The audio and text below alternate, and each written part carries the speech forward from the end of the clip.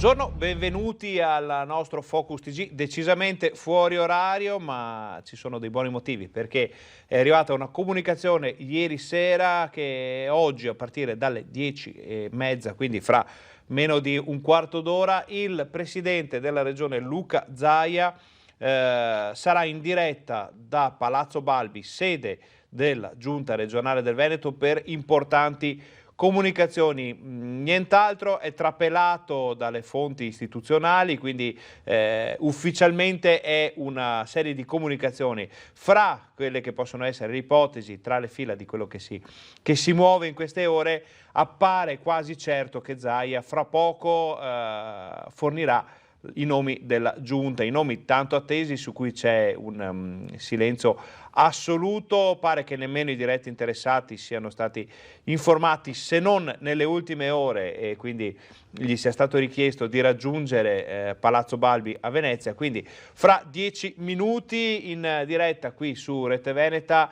Per ora annunciamo la composizione della giunta regionale del Veneto. Poi se ci saranno anche altre comunicazioni lo vedremo poi. In teoria, ma qui è tutta teoria e dei fatti vedremo fra poco, non si dovrebbe parlare di emergenza coronavirus, quindi crediamo di poter sgombrare il campo da alcune ipotesi che circolano da ore, ovvero quella di una stretta, di nuove ordinanze, di nuove imposizioni per i cittadini, perché a livello istituzionale di solito se Zaia parla di coronavirus parla dalla sede della Protezione Civile a Marghera, come ha fatto nei giorni scorsi, come farà probabilmente anche la settimana prossima, vista la situazione dell'emergenza coronavirus. Quindi fra pochi minuti in diretta chiedo a Alessandro Costacurti in regia di farci rivedere, giusto per farvi vedere la differenza di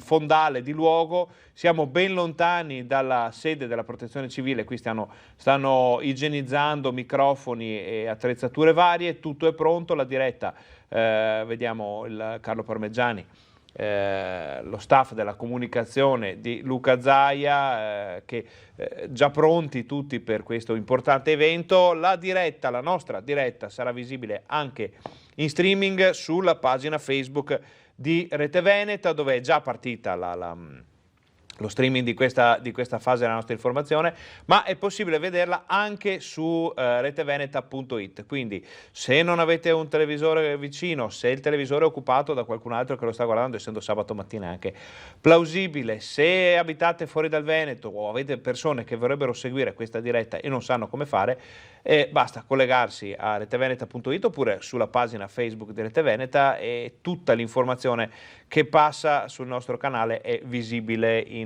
diretta. Allora, mancano pochi minuti, mancano 8 minuti all'inizio della conferenza stampa. Noi siamo già pronti per farvi vedere tutto quello che dirà Luca Zaia, e facciamo un piccolo riassunto delle puntate precedenti. Allora, si parte da una vittoria schiacciante della coalizione di centrodestra del presidente Zaia, riconfermato alla guida della regione nelle recenti elezioni regionali, e da lì è nato il nuovo Consiglio regionale del Veneto, che si è insediato alla volta di giovedì, quindi 3 giorni fa si è insediato il nuovo Consiglio regionale. Tanti volti noti. Nelle immagini che state vedendo, il minuto di silenzio con il quale si è aperta questa nuova legislatura. Un saluto, un ricordo dovuto a Claudio Sinigalia, ex consigliere regionale del Partito Democratico, mancato pochi giorni fa a causa di una malattia, e sono stati fatti i funerali addirittura con l'alzabara a Palazzo Moroni, e il nuovo Consiglio regionale si è aperto con questo minuto di silenzio. Poi Consiglio regionale che ha visto le sue nomine. Allora, la persona che vedete che ha appena votato è Roberto Ciambetti, che è stato riconfermato alla prima votazione presidente del Consiglio regionale del Veneto. Quindi Roberto Ciambetti, vicentino di Sandrigo, inserito nella lista Zaia alle elezioni con un gran numero, un enorme numero di preferenze personali, è di nuovo presidente del Consiglio regionale del Veneto.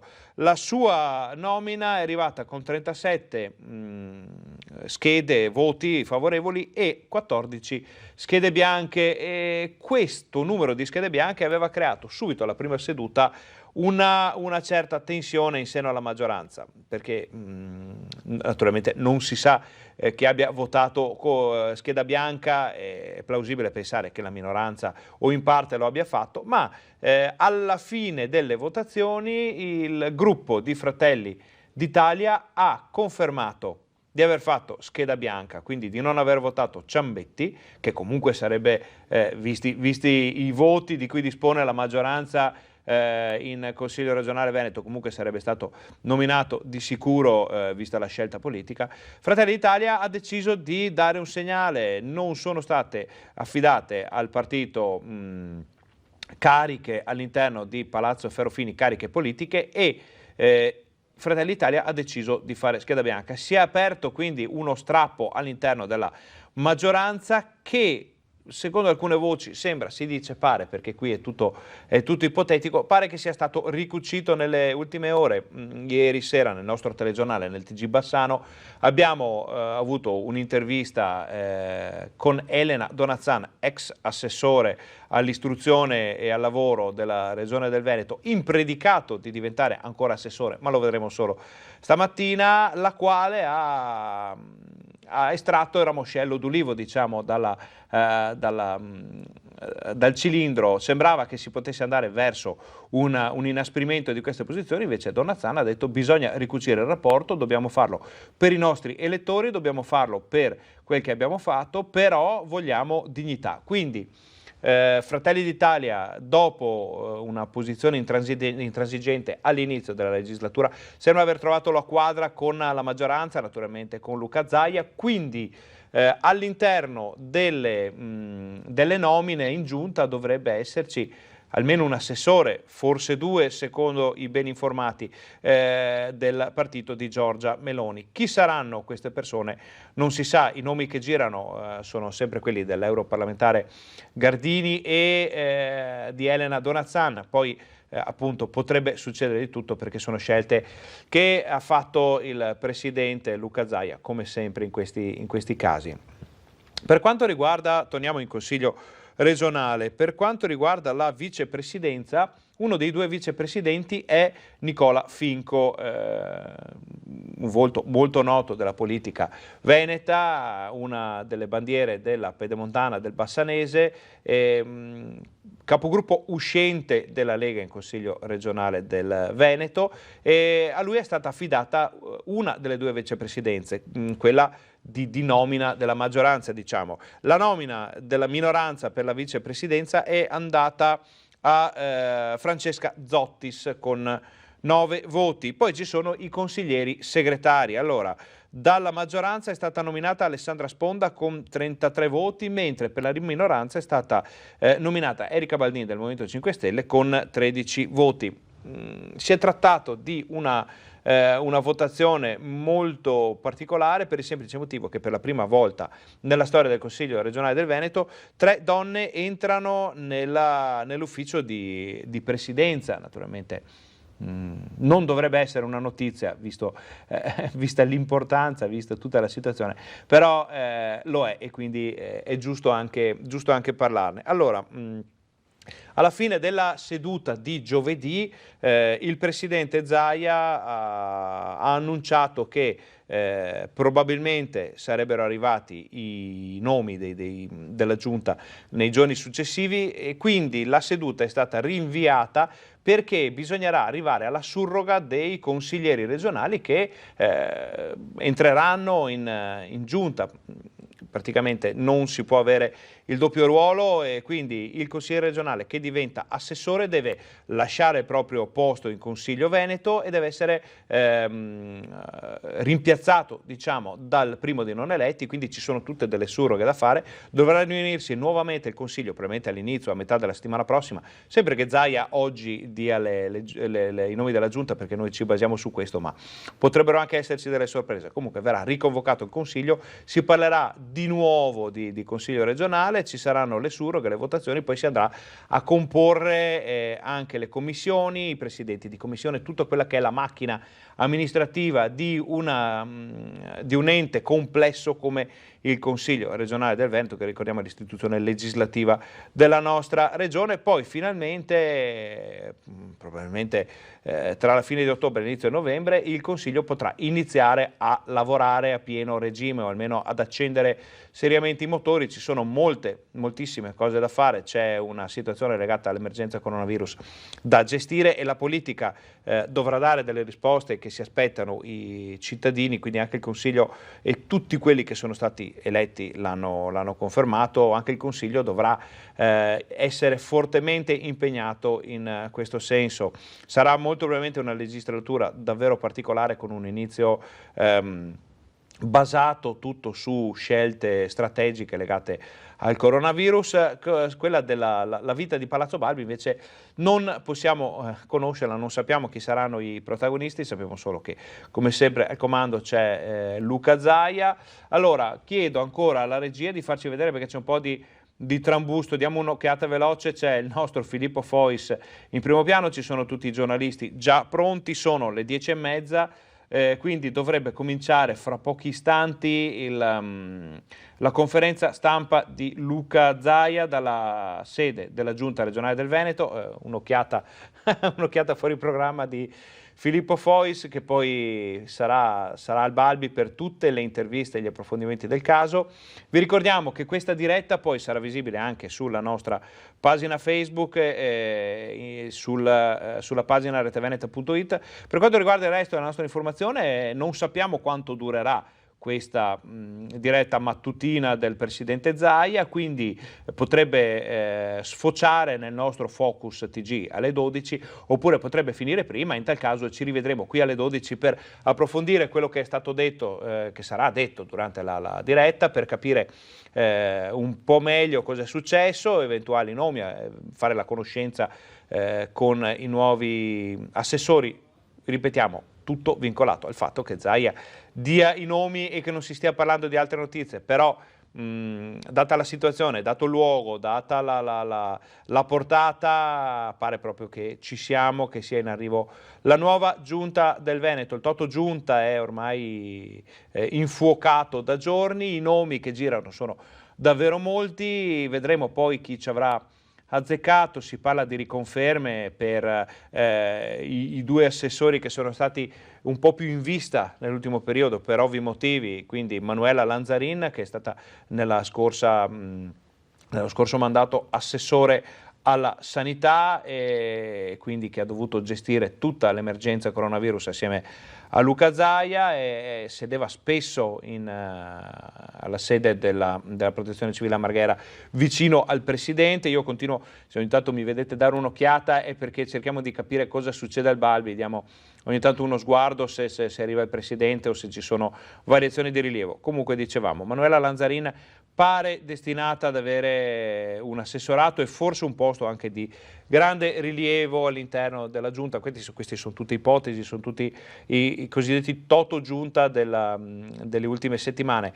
Dall'altra parte c'è un Giampaolo Bottacin, assessore uscente alla Protezione Civile, che dopo aver gestito Vaia, dopo aver gestito tantissime situazioni legate al maltempo e a problemi di idrogeologici, frane, smottamenti, allagamenti, tutto quello di brutto che è successo in Veneto, vediamo che c'è stata una levata generale, sono uscite molte persone dalla sala, c'è un movimento ma non capiamo cosa stia succedendo. Vabbè, noi siamo qui, siamo pronti ad andare in diretta con con Palazzo Balbi, grazie ad Alessandro Costacurti regia che ci segue in questa cavalcata senza rete, perché non sappiamo cosa dirà Zaia, non sappiamo quanto durerà, non sappiamo quando comincerà e quindi stiamo pronti in qualsiasi momento. Allora, dicevamo, Giampaolo Bottacin quasi certamente riavrà l'assessorato alla protezione civile di grandissima importanza, di grande impatto sul Veneto in questi ultimi anni, bastato vedere anche negli ultimi eventi atmosferici che hanno colpito il Veronese, il Vicentino o Venezia. Bottacin passa dalla giacca alla maglia della protezione civile e questi sembrano i due che resteranno forse al loro posto, ma lo vedremo poi. E poi gli altri nomi, un Roberto Marcato che con il suo gran numero di preferenze sembra destinato ad avere un posto in giunta, l'uscente Caner, probabilmente non ci sarà Pan, assessore all'agricoltura uscente, che non è entrato in consiglio regionale, quindi qualche volto nuovo, qualche faccia sicuramente conosciuta, e anche perché la squadra che vince, come dice il motto calcistico, non si cambia, almeno si cambia solo in parte. Vedremo se Zaia, per rimanere in metafora, metterà dentro qualche bomber o un difensore di spicco, oppure se ci saranno delle novità importanti. Noi vediamo che c'è finalmente movimento a Palazzo Balbi, comprendiamo anche l'agitazione dei colleghi giornalisti, perché questa conferenza stampa è stata indetta poche ore fa e nessuno si aspettava che questa mattina il presidente Zaia avrebbe parlato o avrebbe dato i nomi della giunta, e quindi ci siamo tutti un po' organizzati di corsa, ma siamo pronti, siamo sul pezzo come sempre. Siamo in diretta qui su Rete Veneta, canale 18, siamo in diretta sulla pagina reteveneta.it, siamo in diretta anche sulla pagina Facebook, dove potete trovare questa trasmissione in streaming. Per quanto riguarda il resto della giornata, poi dicevamo torniamo alle 12 o sfociamo alle 12 con questa diretta, questo non lo sappiamo ancora, non sappiamo per quanto parleranno oggi Zaia ed eventuali altre persone. Non abbiamo visto i politici o i consiglieri regionali, quindi presumiamo che siano chiusi in un'altra stanza per non dare i nomi, però questo non possiamo saperlo perché la nostra visuale è abbastanza ristretta. Vediamo che i giornalisti, i tecnici, gli operatori fuggono da una parte, ora dall'altra, probabilmente per riprendere, fotografare, intervistare qualcuno. C'è un po' di confusione, diciamo, in questo momento, e noi non possiamo fare altro che darvene conto e tenervi qui un po' in vivarella, come si dice in Veneto, per queste comunicazioni importanti di Luca Zaia. Dicevamo, alle 12 o sfociamo con questa diretta o apriamo il nostro Focus TG normale per parlare dei fatti del giorno, quindi collegamenti con Vicenza, Padova, Bassano, con il resto del Veneto, per capire quali sono le notizie più importanti di giornata. Naturalmente, dovessero arrivare gli assessori, le notizie più importanti di giornata dal punto di vista politico saranno quelle che giungono da Palazzo Balbi, altrimenti parleremo come sempre di attualità, cronaca, politica, vedremo l'evoluzione anche dell'emergenza coronavirus. Tra l'altro siamo in attesa dei dati, ecco, sono anche arrivati, però non li guardiamo adesso, li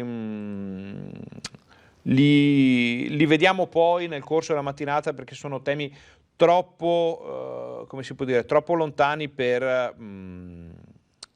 perché si possano fondere tutti e due. Però possiamo dirvi che comunque la situazione del coronavirus sta evolvendo in una direzione non del tutto positiva. I casi di questa mattina che arrivano dall'azienda zero della Regione Veneto sono parecchie centinaia, questo possiamo dirvelo, sono oltre 500 gli ultimi casi, è il numero più alto relativo alle 12 ore dell'ultima tornata, quindi ci sarà sicuramente da stare attenti, sarà sicuramente da approfondire. Vedremo poi se Zaia parlerà anche di questi numeri.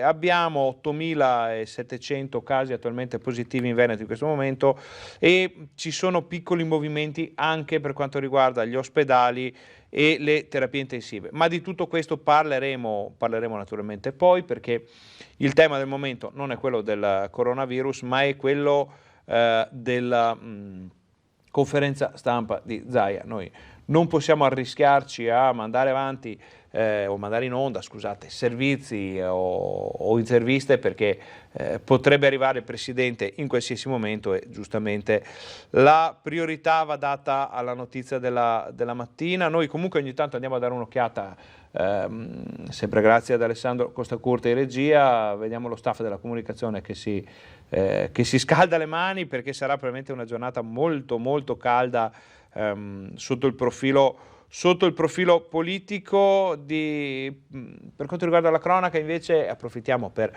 anche noi per scaldare un po' i motori su quella che sarà l'informazione del giorno. Non dovrebbero esserci notizie di particolare rilievo, anzi diamo un'occhiata anche all'ANSA finché siamo qui.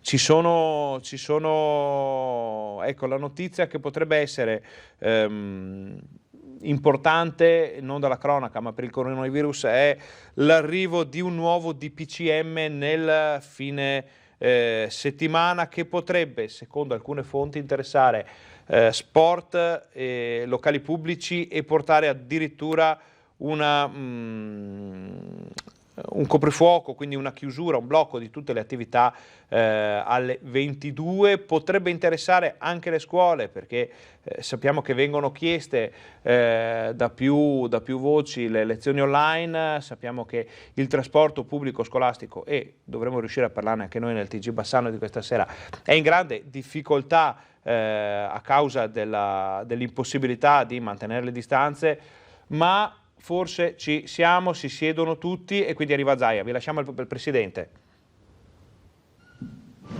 Grazie per essere qui e scusate per l'attimo di ritardo, ma ci tenevo insomma che le carte fossero tutte in ordine. Grazie anche per aver risposto a questa convocazione, che è stata un po' repentina, però vi annuncio che ieri sera io ho firmato i decreti di nomina degli assessori. Vedete lì al tavolo ovviamente l'avvocato Caramè, che è segretario di giunta, che poi provvederà alla notifica e quindi alla vidimazione della firma per la venuta accettazione da parte degli assessori che ho nominato. Faccio alcune premesse. Siamo in un momento di grossa difficoltà, nel senso che in questo Paese, e in Veneto in particolar modo, la crisi che comunque ne esce anche da questa vicenda del Covid è una crisi importante, si perdono almeno 60.000 posti di lavoro in queste ore, mentre siamo qui a parlare dell'insediamento della nuova giunta. Abbiamo anche in parallelo, ci siamo alternati io e l'assessore Lanzarin, una videoconferenza importante ancora per parlare di misure Covid. E alla luce di questo vi dico che intervengo con non poca preoccupazione alla costituzione di questo avvio di nuova legislatura, che per noi lo è oggi fattivamente con la nomina di questi assessori, ma anche con la grande preoccupazione e la grande responsabilità di una squadra che parte, che sa che non sarà una passeggiata, questo ho detto ovviamente a coloro che ho nominato, e sarà anche un grande impegno non solo per il consenso che abbiamo avuto, che è stato un grande consenso, questo oltre 76%, quasi un 77%, penso che nei libri di storia si vede e si vedrà poco un dato del genere. Quindi se da un lato c'è quella responsabilità, dall'altro c'è quella di un momento nel quale i veneti hanno bisogno di rappresentanza, di qualcuno che risolve i problemi. Ringrazio tutti gli assessori uscenti, ringrazio la mia giunta, perché il frutto del risultato di questa amministrazione è dovuto a una squadra che lascio alle spalle, ad assessori che sono stati bravi, efficienti, che hanno fatto un grande lavoro, a una squadra in consiglio regionale che ha fatto uno strepitoso lavoro. Voglio ricordare che il consiglio uscente ha fatto un lavoro che è unico nella storia di questa regione. Non lo dico perché sono orgoglioso dei miei, lo dico perché i dati lo dicono i progetti di legge approvati, lo dicono le attività che abbiamo fatto, le grandi riforme che abbiamo fatto. Se la sanità ha risposto in questa maniera in questi mesi, lo si deve anche al fatto che il coraggio che ha avuto la Giunta ha trovato terreno fertile in un consiglio regionale che ha avuto altrettanto coraggio di approvare riforme che sulla carta non sembravano riforme che creavano consenso, anzi c'è stato molto dissenso, oggi creano consenso.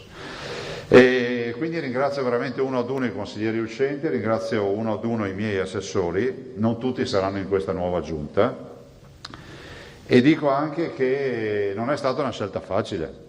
Non è stata una scelta facile perché devo dire che anche tra i consiglieri regionali molti hanno professionalità, molti hanno esperienza e molti hanno conoscenza della macchina amministrativa che potrebbero tranquillamente fare gli assessori. Pensavo tra me e me, nel pensare in questi giorni alla nuova giunta, dicevo ma perché in Italia non si fa una legge nella quale si pensa a un consiglio giunta dove chi è eletto possa avere dal Presidente una delega e fare in modo che sia una squadra proprio che agisce nei territori. Ovvio che questo sarebbe impossibile da applicare, no? Quando hai 30-40 consiglieri dovresti avere 30-40 persone delegate.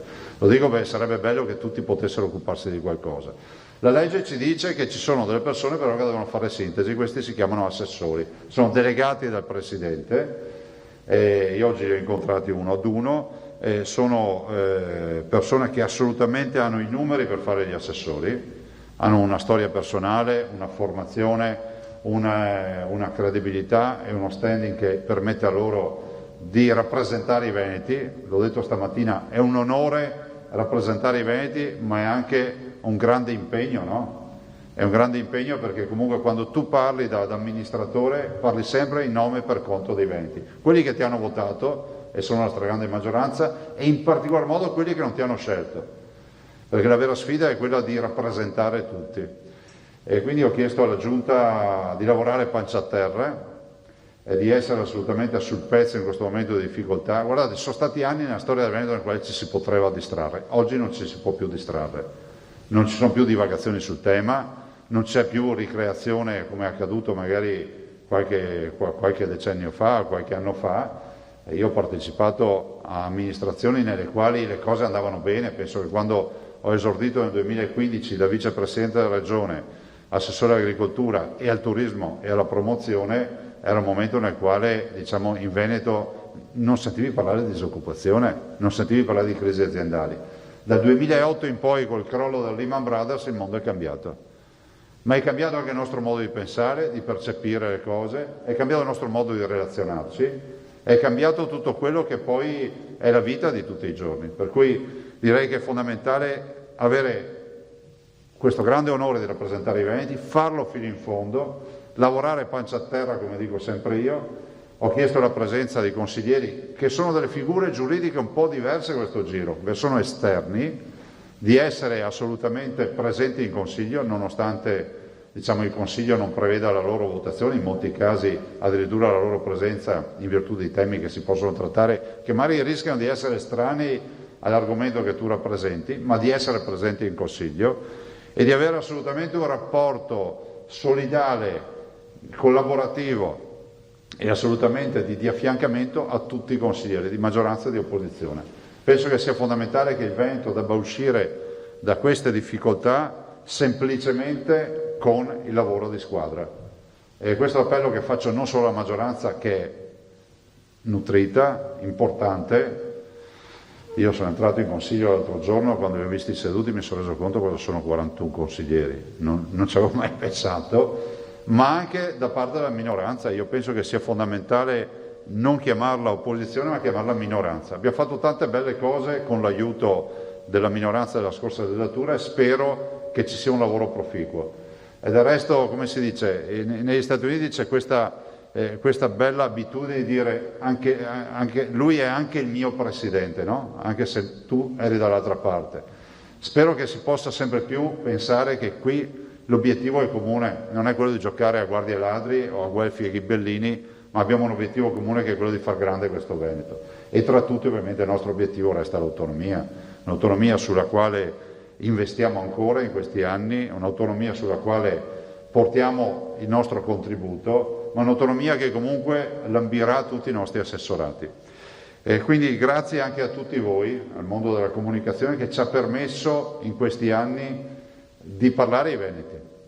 Voi rappresentate l'anello fondamentale e il trait d'union e fate un lavoro civico che è unico nel suo genere. A volte magari ci fate arrabbiare, a volte vi facciamo arrabbiare noi, però è altrettanto vero che anche questo, direttamente, consciamente o inconsciamente, è un grande lavoro di squadra. Penso sempre al grande lavoro che avete fatto durante il Covid. Io lo saprete, voi siete come gli inviati di guerra. Se non avessimo avuto la vostra collaborazione, se non avessimo la vostra collaborazione, parlare a un popolo in angoscia non sarebbe stato facile. Io passerei a chiamare gli assessori, a far firmare il decreto di accettazione, l'accettazione del mio decreto, e vi leggo anche le deleghe uno per uno. Dimenticatevi una cosa, adesso ho visto che piacciono le statistiche, e se ci pensate bene,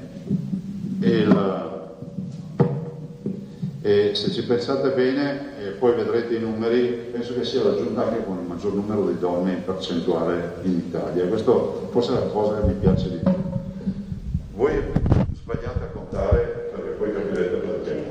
Allora, intanto inizierei dalla prima donna, che ha anche la carica di vicepresidente, è l'assessore vicepresidente Elisa De Berti, se è comoda qui, alla quale diamo gli affari legali e contenzioso. Ricordo che l'assessore De Berti è avvocato, lavori pubblici, sviluppo locale e IPA, infrastrutture, programmazione dei trasporti, trasporto pubblico locale, navigazione interna e portuale, mobilità sostenibile. Ringrazio l'assessore De Berti per il lavoro che ha fatto. Avrà un ruolo non facile, che è quello di vicepresidente, e raccoglie testimoni dal vicepresidente Forcolin, che è stato un validissimo collaboratore e che ringrazio. E Elisa De Berti peraltro è una veronese, è anche un bel segnale che diamo alla comunità veronese, e che come la mia comunità sono quelle agli estremi del Veneto, e penso che l'avvocato De Berti avrà modo di farsi ancora più apprezzare e conoscere, e soprattutto portare avanti le sfide del Veneto e anche dei suoi territori. Io passerei alla firma. Questa è la consegna del decreto. Sì. Devo consegnare il decreto. La gira così è già dentro. Facciamo fare la firma, ecco qui. Prego.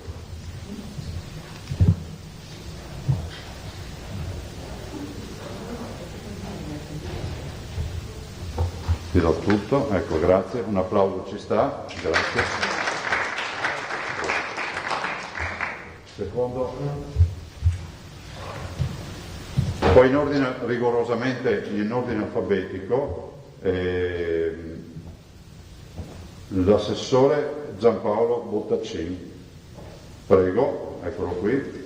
All'assessore Giampaolo Bottaccini diamo la programmazione per la salvaguardia ambientale, i cambiamenti climatici, tutela del suolo e dell'aria, ciclo integrato dell'acqua, difesa del suolo e mitigazione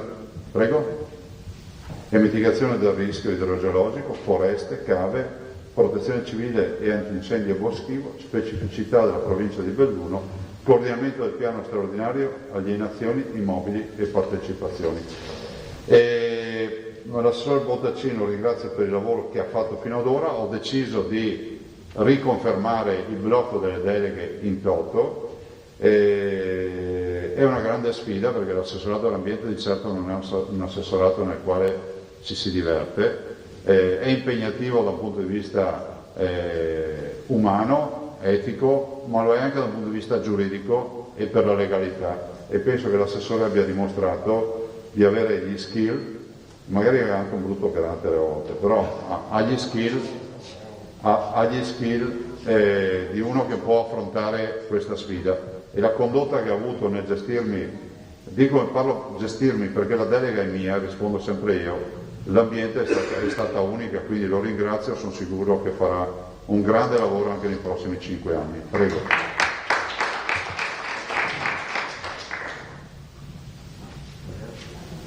Grazie. Me le prendo, Mario, resta seduto. Sempre in ordine alfabetico, chiamo l'assessore Francesco Calzavara. Eccolo qua, Francesco. Ecco, l'assessore Calzavara lo conosco non perché è consigliere regionale, ma lo conosco da una vita, nel senso che abbiamo condiviso spesso percorsi amministrativi. A lui do un assessorato impegnativo, un po' anche rimpinguato, nel senso che è stato riassettato con alcune deleghe ed è l'assessorato, diciamo, di snodo nevralgico dell'amministrazione. Ha la preparazione per farlo, l'ha fatto il sindaco, conosce benissimo di una città che lui e con la sua amministrazione, mi ricordo quegli anni nei quali dicevano, puntavano, prendevano in mano gli eseri, pensavano alla nuova Miami d'Europa e ci sono riusciti a realizzarla. Erano un gruppo di ragazzi, perché quanti anni avevi? 29 anni, e lui, Martini, il sindaco era Martini in quella squadra, poi è diventato lui, e hanno veramente dimostrato cosa significhi rivitalizzare una comunità. Ha dimostrato anche grandi doti a livello regionale nella conduzione di una commissione non facile, complicata, che dovrà portare a termine poi tutta la sfida, ancora questa commissione, di tutto quello che è ad esempio la partita del consumo del suolo, di altre partite, ma lo riguarderà un altro assessore. A lui diamo il bilancio e il controllo finanziario, le finanze e i tributi, i documenti di programmazione regionale, l'attuazione del programma di governo, il rapporto con il Consiglio regionale. Queste sono due deleghe che aveva l'assessore Lanzarin. Rapporti con il credito, partecipazioni societarie, risorse umane, affari generali, demanio e patrimonio. Qui sul demanio spero si risolva una volta per tutto il tema dei canoni e delle concessioni demaniali. Sistema informatico, se non altro perché abita sul posto dove gli andranno a rompere le palle tutti i giorni. Sistema informatico, e-government, agenda digitale, semplificazione amministrativa, trasparenza e anticorruzione, rapporti con gli enti locali, riordino in funzioni di competenza regionale e funzioni metropolitane. Anche all'assessore Calzavara auguro buon lavoro, ne ha bisogno, ha dormito preoccupato e fa bene. Prego. Grazie. Vorrei dare a tutti una stretta di mano, ma la contingenza ci porta a non fare robe. Grazie.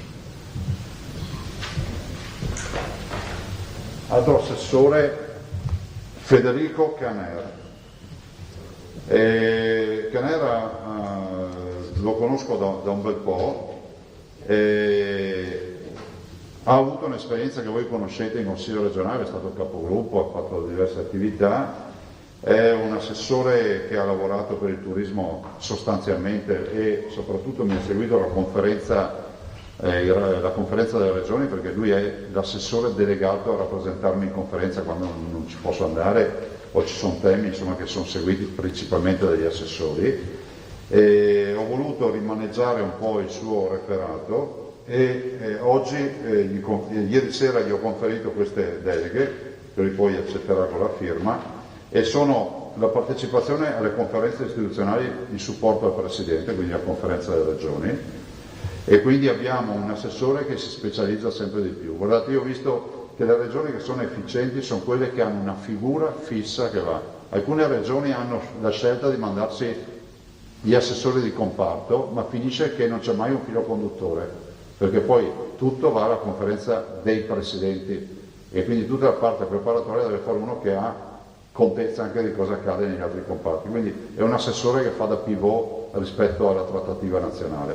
Programmazione dei FAS e degli FSC, programmi FERS, programma Italia-Croazia, turismo, trasporti a Fune, che sono i rimpianti di risalita. Voi sapete che stiamo correndo su questo fronte per collegare Cortina ad Arabba e Cortina al Civetta, e non solo. Commercio estero e internazionalizzazione, economia e sviluppo montano, attività promozionali, politica dell'agricoltura e zootecnia, politica agricola comune, piano sviluppo rurale, leader, quindi piano programma comunitario, fitosanitario, produzione ambientale, vegetali e bonifica. Cosa succede? Succede che si va a ricostituire il vecchio assessorato agricoltura e turismo e promozione, ed è una sfida che io avevo tentato di mettere in piedi, direi anche fruttuosamente nel 2005, ma poi sono andato a fare il ministro e è stata sospesa questa esperienza.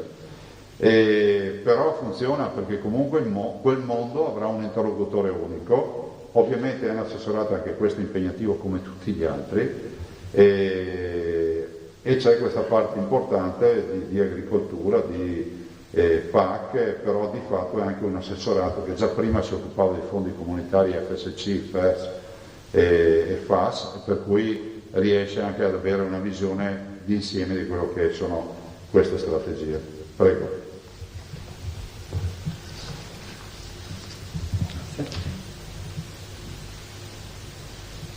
Grazie. Grazie.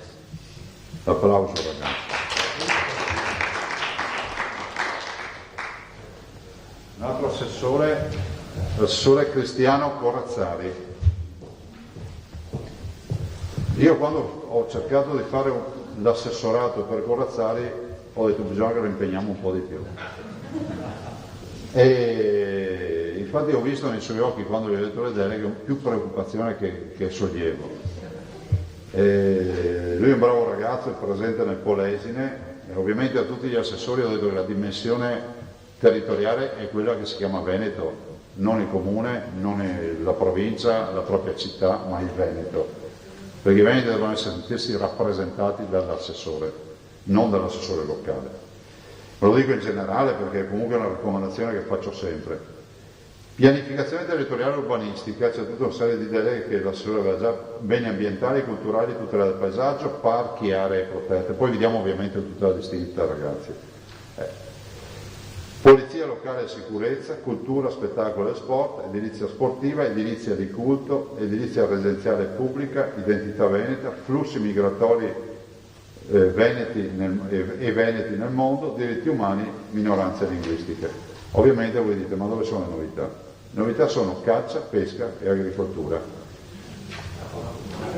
Scusa, e acquacoltura, scusate. Caccia, pesca e acquacoltura, scusate. Quindi l'assessore avrà un assessorato complesso, continuerà a occuparsi di quello che si occupava prima, ma seguirà anche questa sfida della pesca, della caccia e dell'acquacoltura che sono tipiche del territorio, diciamo, rivieraschi, che lui conosce e che quindi, soprattutto la pesca e l'acquacoltura, e che quindi riuscirà a dare risposta alle nostre marinerie, penso a Chioggia, penso a Caorle, penso a tutto il tema di Scardolari e della Sacca, cioè un assessore che può occuparsi del territorio perché lì ci sono quelle attività.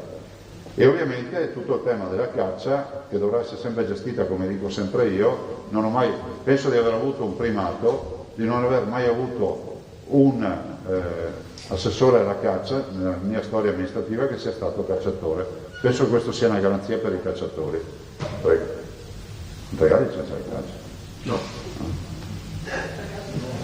Nel senso che, lo dico non perché deve essere contro la caccia, ma perché penso che il fatto di essere super parte sia una garanzia anche per tutto il comparto e quindi non c'è il tono delle parrocchie contro parrocchie e altri discorsi.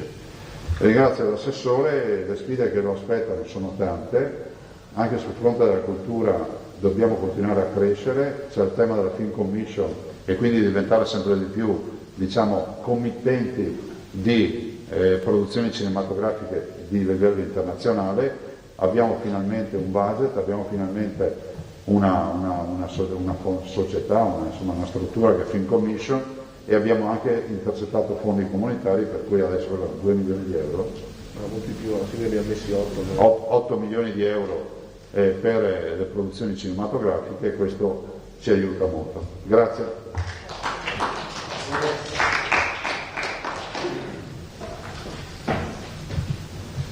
La sorella Elena Donazzan, prego Elena. Non ha bisogno di presentazioni, è sempre stata con me l'assessore della formazione, delle politiche del lavoro, di tutto quello che sono, vi leggo le deleghe che ci mettiamo meno, diritto allo studio, scuole paritarie, edilizia scolastica, programmazione della formazione professionale, gli FSE, programmi comunitari, politica del lavoro, pari opportunità, università, ricerca fondamentale con riferimento ai rapporti con le università venete, gli istituti di ricerca nazionali e regionali, accordi di programma quindi del Mise.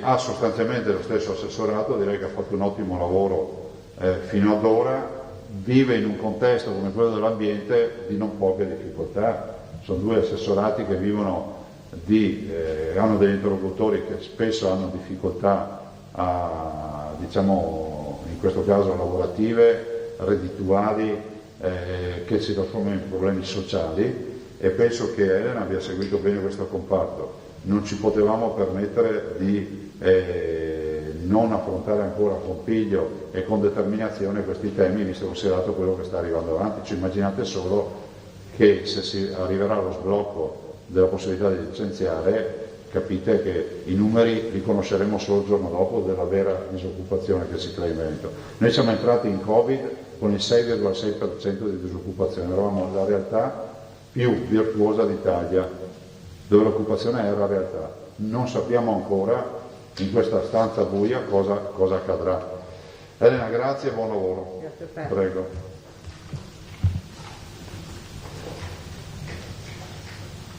Grazie.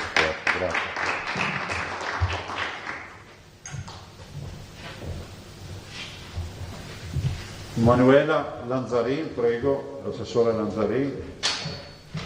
Con l'assessore Lanzarin abbiamo condiviso questa sfida della sanità, del Covid. Non è facile fare l'assessore alla sanità, è ancora, scusate, non è facile fare l'assessore alla salute e alla sanità, però è ancora più difficile farlo con un presidente come me, nel senso che abbiamo condiviso questa esperienza. Devo dire che è stata validissima collaboratrice e attenta come assessore in un comparto che non ha poche difficoltà. L'aspettativa di sanità, di salute, di servizi è un'aspettativa alta, è un'aspettativa che ovviamente coinvolge tutti noi cittadini. Stiamo parlando di una macchina che eroga 80 milioni di prestazioni sanitarie all'anno, 2 milioni di accessi a pronto soccorso, 54.000 dipendenti, con tutti gli annessi e connessi che sono quelli dell'ammodernamento, delle nuove sfide, delle nuove patologie, di tutto quello che è accaduto con il Covid, e direi che la gestione è stata assolutamente ineccepibile. Come lo è ad esempio sul fronte del sociale, all'assessore Lanzarin ovviamente è dedicato anche a quell'aspetto, che ancora una volta rappresenta una sfida in questa delega, no? Tenere assieme, guardate, io le ho provate tutte le esperienze, ho provato quella di vivere in giunte nelle quali c'erano due deleghe separate, sociale e sanità, e vedo che alla fine l'interlocutore unico, seppur gravato da impegni, diventa un interlocutore solido, perché altrimenti c'è sempre il dibattito che il can di tanti paroni muore di fame, si dice, no? Perché poi socio-sanitario è difficile poi agganciarlo nella maniera giusta. Un'interlocuzione unica penso che sia giusta, e quindi a lei ho dato programmazione sanitaria e socio-sanitaria, tutela della salute, igiene pubblica, programmazione edilizia e a finalità collettive, attuazione dell'articolo 20, stiamo parlando dell'edilizia ospedaliera e affine, sicurezza alimentare, servizi veterinari, programmazione e servizi sociali, interventi a favore della famiglia, dei minori, dei giovani, degli anziani e dei portatori di handicap, non autosufficienza e disabilità, violenza di genere, nidi e servizi innovativi, settore del no profit e del volontariato, rapporto con le istituzioni di assistenza e riforma del settore. Allora, queste sono esattamente le deleghe che l'assessore aveva, e la volontà di dire che con queste deleghe affronteremo i prossimi 5 anni che non saranno facili, saranno anni di difficoltà, di riforme e anche di bilanci della sanità, e soprattutto di un rinnovamento a 360 gradi, perché vi ricordo che il 31 dicembre scadono anche tutti i direttori generali, per cui di fatto con questo 2020 si va a una ripartenza totale, ma questo accadrà anche per molte altre dirigenze di altri assessorati e anche per altre figure apicali della Regione, per cui si va verso ovviamente un percorso nuovo che sarà innovativo, ma io spero sia anche produttivo per i veneti. Allora, ho la firma e grazie.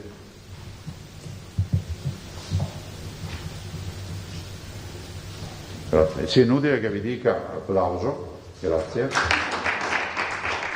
No, l'avevo bloccato io con l'intervento. È inutile che vi dica che l'assessore è stata sindaco, è stata parlamentare, ha fatto esperienze insomma a 360 gradi nel contesto amministrativo, per cui è in grado di affrontare anche queste nuove sfide. Prego.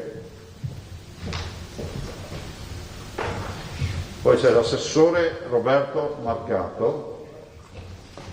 All'assessore Marcato, che anche lui ha avuto esperienza amministrativa nei territori, sia in provincia che in comune, ha seguito ovviamente in questi 5 anni tutto il comparto delle attività produttive, un comparto anche questo che si aspetterà risposte importanti in questi 5 anni. Considerate che tutti i giorni si parla di lockdown, di mini lockdown, di restrizioni, di ordinanze. Capite che non è facile affrontare temi come artigianato, commercio, avrà la delega alle acque minerali e termali, piccole e medie imprese, industria, fiere e mercati, distretti, ricerca e innovazione, imprenditoria giovanile e femminile, energie per tutte le filiere, tutela del consumatore, banda larga, riconversione del polo industriale di Marghera e legge speciale. Il suo complesso delle deleghe non è solo delle attività produttive,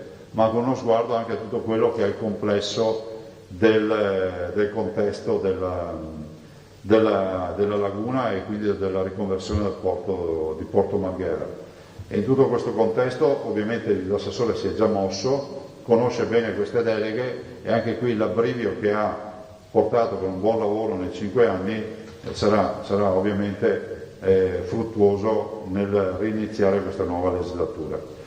Grazie e passiamo alla firma. Prego.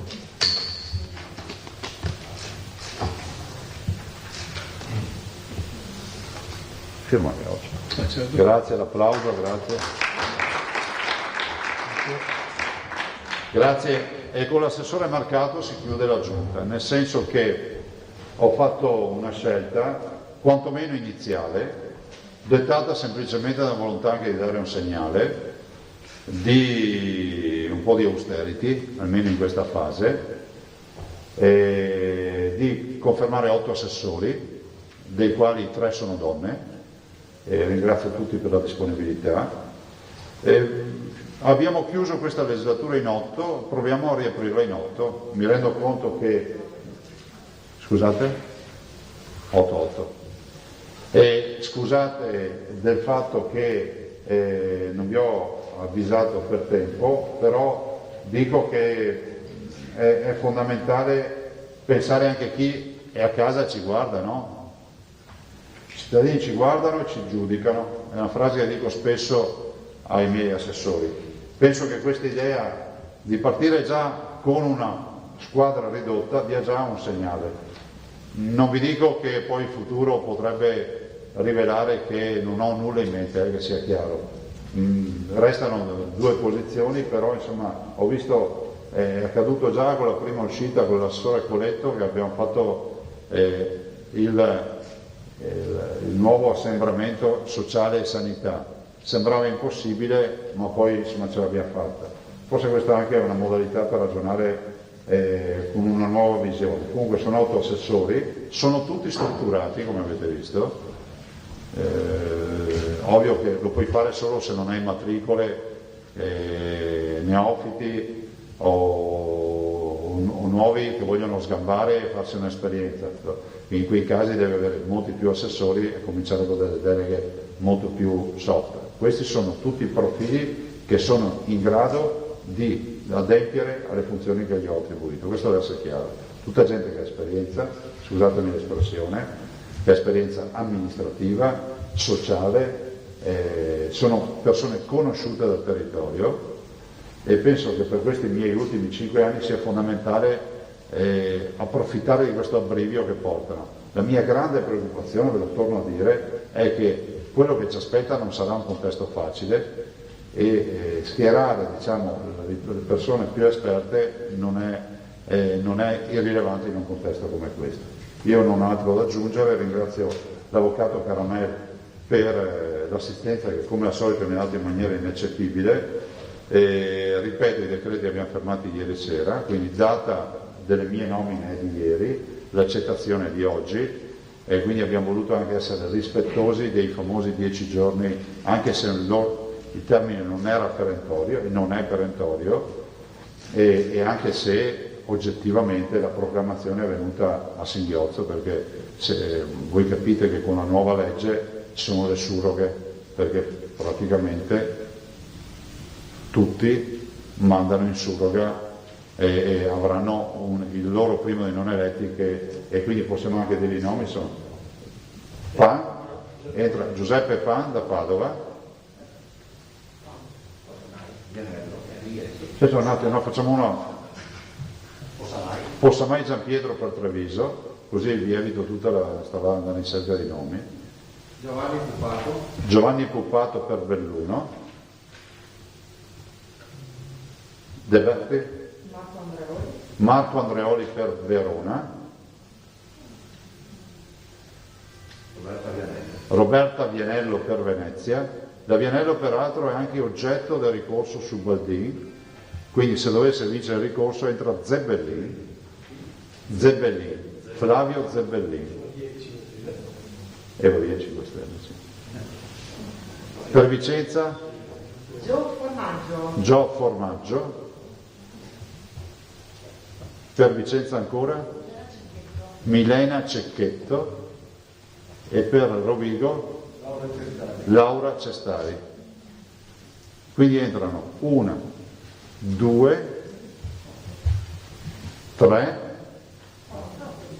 no, sto contando le donne. Ah, ma sembrava maschilisti. 3 sono altre donne, qui no. Entrano 3 donne ancora in consiglio. Quindi bene, ottimo, ottimo. Poi siamo soddisfatti del fatto che da aver dato questa carica di segretario la più giovane del Consiglio a Alessandra Sponda, insomma, è un bel segnale per i giovani, anche perché bisogna sempre dare largo ai giovani e hanno dimostrato di essere più bravi di quelli più vecchi di loro, sempre. In tutta la storia è stato così. E potrei citarvi, ma evito di citarvi qualcosa. No, lo diceva Adriano, se no Crozza non sa cosa fa. Lo diceva Adriano perché nel scrivere le memorie, voi sapete che lui succede a Traiano e scrive a Marco Aurelio. Lui aveva circa, si calcola, poi le memorie non sono memorie sue, le ha scritte da Orsenato, e c'è una finzione, no? Però lui aveva passato i 60 anni e scrive a questo ragazzo che ne ha 14, che è Marco Aurelio, e gli parla, no? Sapendo già che diventerà imperatore, poi Marco Aurelio diventa imperatore e di fatto dice sei più bravo di me, dice Adriano a Marco Aurelio, lo dice in tutta, lo si capisce da come gli racconta la vita, e quindi sempre investire sui giovani. E domande ragazzi? Prego. Sì, ho una domanda. Si può? Se dopo, sì, se no come Chi sarà il suo Marco Aurelio? Prego. Ma sai, prima deve morire Adriano, se lo capisce dalla lettura, non è che gli avessero no, nel senso, io penso che c'è una squadra strepitosa, penso che sia logico che questa domanda che tu fai poi un po' sia accarezzata, no? Sarà sempre più accarezzata nel tempo. Io dico sempre che le successioni avvengono naturalmente. Guardate, io non ho mai cercato le cariche che ho avuto, vi sfido di trovare uno che abbia detto me l'ha telefonato con una carica. Mi hanno chiesto di fare il ministro e per un mese, chiedetelo a Gobbo, ho detto che non volevo farlo.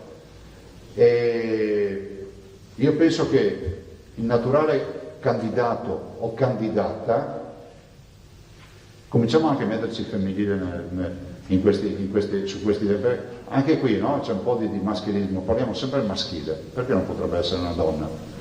E non è che c'è in mente una donna, dico che il naturale candidato o candidata sarà colui o colei o colui che avrà lavorato, perché poi queste cose accadono per caso, ma non sono un caso. Ci si qualifica sempre sul terreno di battaglia. E guarda, io spero che questa amministrazione investa sempre di più nei giovani, e lo farà per quello che riguarda me, perché i giovani sono il nostro futuro. Soprattutto in un mondo che cambia così velocemente ha bisogno di gente che è apertura mentale. E comunque questo Veneto in questi anni ha dimostrato di avere l'apertura mentale. Se posso completare Prego. questo titolo, ecco una domanda. Ma non avete il microfono? Una domanda. No, ci hanno detto di gridare. No, perché non possiamo toccare. Io sono negativo. Va bene. Va bene. Poi siete tutti, non siete tutti... Le crediamo sulla parola. No, fanno te. Va bene, va bene, va bene. Ecco, una domanda meno aulica di prima. Portate del gel poi, per favore. Dicevo, lei qualche giorno fa, in un momento così magari un po' di irritazione, trattative, confronti, incontri, cioè tirate per la giacchetta, ha detto qui c'è gente che si candiderebbe anche a guidare lo shuttle, mentre io quando mi hanno offerto appunto l'incarico di ministro sono andato avanti un mese a dire ma no, cercate qualcuno più bravo di me. Allora la domanda è, questo assetto diciamo condensato di giunta, no? Un assetto ristretto rispetto a prima, è frutto di una scelta di partenza o è frutto anche di una mediazione rispetto alle spinte del territorio, alle aspettative? Nessuna mediazione. Ringrazio i partiti della coalizione. Il mio partito, che è il partito di riferimento, che ha la maggioranza quasi assoluta su tutta la squadra, anzi ce l'ha, però non è il partito, se stiamo fermi però col microfono, si sente, e non è il partito che fa le prove muscolari. Dico semplicemente ringrazio la Lega perché minimamente mi ha chiesto nomi o mi ha dato nomi. Ringrazio Fratelli d'Italia perché minimamente mi ha detto nomi o altro, nel senso che la decisione è mia, perché l'assessore Donanzan è ovvio riferimento di Fratelli d'Italia politicamente, ma è anche vero che ha sempre lavorato nella mia giunta, e Forza Italia che non ha avanzato alcuna pretesa. Questa giunta in scienza e coscienza, con la mia parola d'onore, l'ho nominata scegliendo, secondo me, la formazione migliore in questo momento, senza nulla togliere agli altri. Guardate che abbiamo professionalità in consiglio che possono tranquillamente fare gli assessori, ma senza nessun problema. Però è pur vero che qui tu devi prendere l'auto non al minimo, la prendi già con la quinta dentro e ti devi buttare dentro e correre. Qua so che non perdo un istante, a me interessava quello. Però no, guardate, i partiti vanno ringraziati e ti ringrazio per la domanda, scrivetelo. Perché io so che si vive delle genere metropolitane, ma io sono stato libero come l'aria nel farmi sta giunta. Cioè non ho avuto pressioni, zero. Leggevo i giornali, ho detto così perché leggevo i giornali, e siccome quando vedi un nome ripetuto più volte, immagina anche che qualcuno lo faccia scrivere, no? Giusto Filippo? Può anche essere. Ah, sì.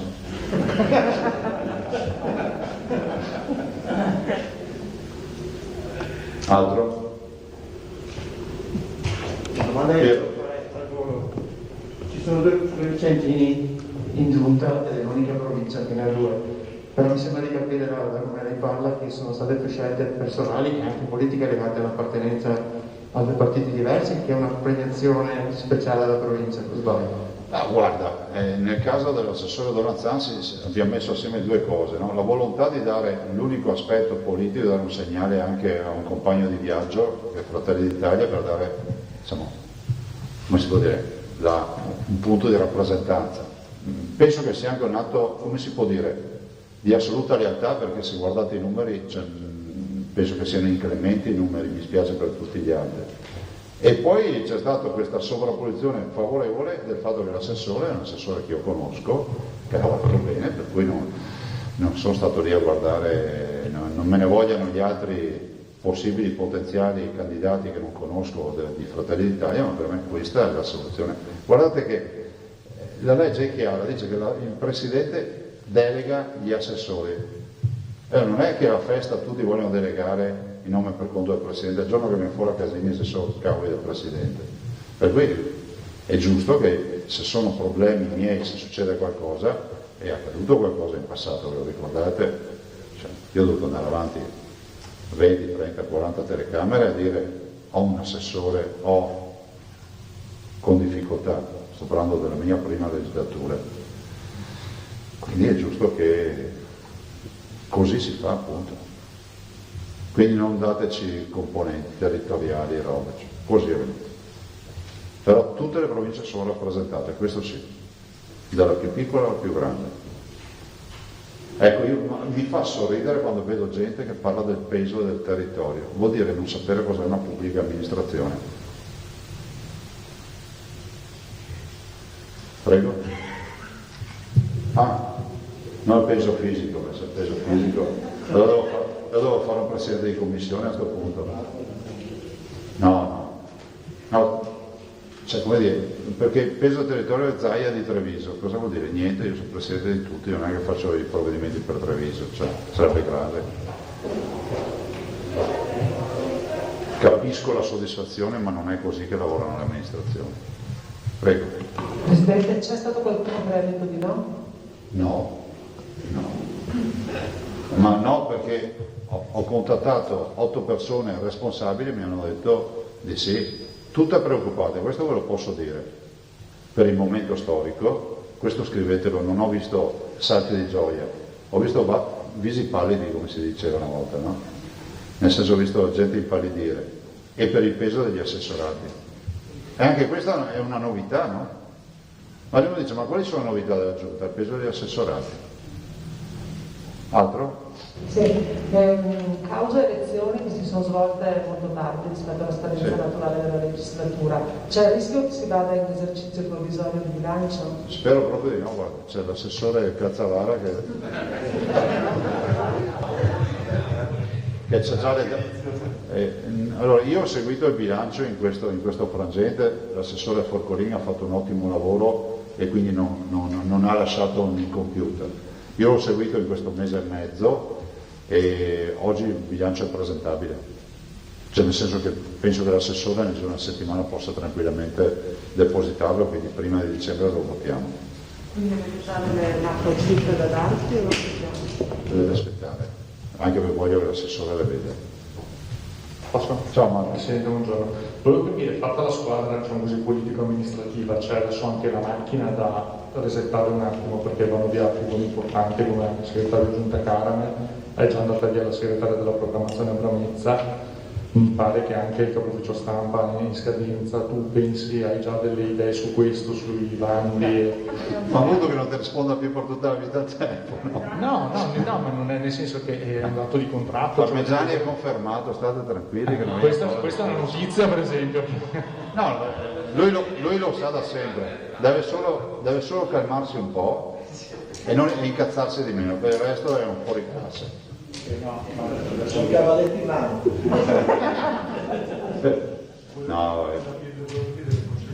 No, guarda, intanto ho perso pezzi di polmone, cioè, quasi mezzo polmone. Purtroppo sai come sono, cioè a un certo punto arrivano e vogliono andare in pensione. Io dico sempre che non serve. E l'uscita dell'avvocato Caramel, ne approfitto che qua è un dolore per il sottoscritto, come l'è stata quella di Gazzapì. Caramel se ne va ed è figura cruciale di legalità. Guardate che io quando vedo la gente che parla sui giornali delle giunte, ma vi rendete conto? Noi abbiamo l'obbligo della legalità, non di fare giocare a battaglia navale, di legalità. E il vicepresidente, l'avvocato Caramel l'ha garantita la legalità. Cioè noi abbiamo fatto un percorso intonso in 10 anni, intonso, che non è proprio da tutti. Dopo sono anch'io bravo, però lui, nel senso bravo, scusatemi la battuta, che faccia una vita quasi monacale per evitare casini. Però lui ci ha dato un supporto amministrativo, è avvocato amministrativista. Voi sapete che in giunta tu puoi nominare chiunque a fare il segretario. Cioè, avendo titolo, anche tu di sindacato, cioè va bene, basta che sia laureato, giusto? Quindi io ho fatto la scelta di un avvocato amministrativista e penso che sia stata una scelta vincente. E vedremo di tenerlo coinvolto sempre l'avvocato Caramel. Intanto serve l'autonomia e l'osservatorio, che è per noi la vera sfida. E dopodiché hai ragione, cioè, abbiamo i vertici, brutto dirlo, decapitati, no? Nel senso naturalmente in uscita, e che sono appunto il direttore generale, il segretario di giunta, il capo di gabinetto, io sono anche senza capo segreteria da quando è andato via Volpato, insomma cercheremo di rifare. Il direttore della sanità, perché poi non è un mistero, a me spiace perché abbiamo fatto un ottimo lavoro con il dottor Mantoan, però anche lì non è un mistero, poi c'è il tema dell'incompatibilità, no? Avendo lui in procinto la conferma, anzi è già deliberato, adesso penso deve firmare il contratto di AIFA, di Agenas, e tutti i direttori generali poi dei ULSS se ne vanno. Nel senso se ne vanno, cioè sono tutti in rinnovo, e poi anche a livello dirigenziale ci sono dei concorsi, insomma è una macchina, capite, macchina tutta nuova, con assessori tutti nuovi, voi capite, cioè ora che ti capisci come funziona il cruscotto passano anni, perché loro lo sanno, dico sempre una frase spesso agli assessori: guardate che 5 anni passano in fretta. Quante volte ve l'ho detto? Guardate che 5 anni passano in fretta, cioè devi far più veloce che puoi. Buon Marco?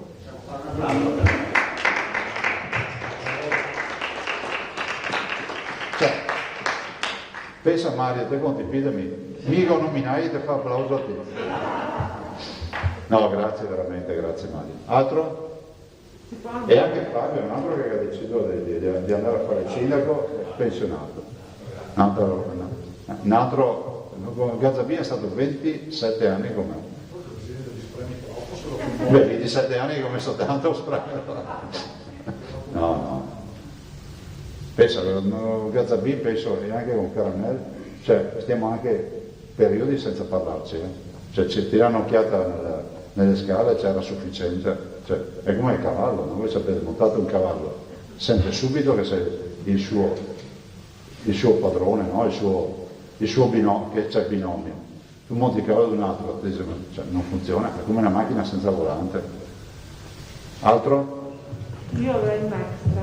Vuoi dare l'extra? Sì.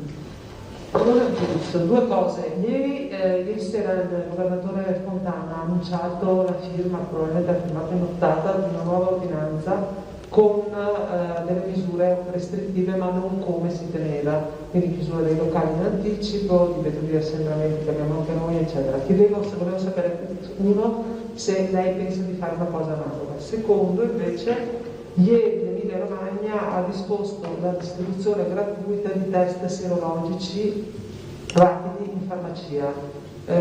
Ma sono i congedito quelli? Sì, sono i congediti rapidi. C'è la possibilità che tu venga fatta qui? No, perché noi non abbiamo fatto questa scelta, nel senso che stiamo investendo sui tamponi rapidi e il dottor Rigoli, tra l'altro anche stamattina l'ho sentito, sta lavorando alacremente a questo test in autosomministrazione da diffondere. Arriverà il test modificato martedì, perché abbiamo fatto fare delle modifiche proprio, diciamo, dell'hardware, del stecco, della vaschetta, della roba. Se funziona, cioè noi sappiamo che la reazione funziona, ma il problema è renderlo pratico per chi non deve stare lì a buttare voce, a fare robe, e per cui ci sta lavorando, quindi io l'ho visto, è entusiasmante, cioè è una roba bella. Quindi dopodiché invece rispetto alle ordinanze, sai, bisogna vedere la situazione epidemiologica e il piano di sanità pubblica. Stiamo ragionando assieme agli altri governatori di tanti temi. Non nego che anche sulla scuola, vedo che il mio ragionamento che sembrava fuori di testa, vedo che tutti lo ricordano a livello nazionale. In questo momento noi non abbiamo in animo di fare ordinanza. Ovvio che adesso abbiamo questa videoconferenza in corso, poi sentiremo in giornata anche le evoluzioni rispetto ai colleghi. Il CTS ieri sera aveva chiesto, suggerito la chiusura dei centri estetici, parrucchiere, palestre. L'hanno smentita? Ok. No, perché la domanda era se ci fosse un'indicazione di questo genere, lei può fare qualcosa di allargato? Guarda, in questo momento, oggi no in Veneto, ma anche perché se mettiamo le mani a un'attività, cioè a cascata, come fai a chiudere un parrucchiere e tenere aperto un ristorante? Come fai? La domanda era se per caso lei può disporre che rimanga aperta. Non posso disporre, se fanno, perché il DPCM prevede solo misure restrittive. però insomma prima di arrivare lì bisogna che ci parlino.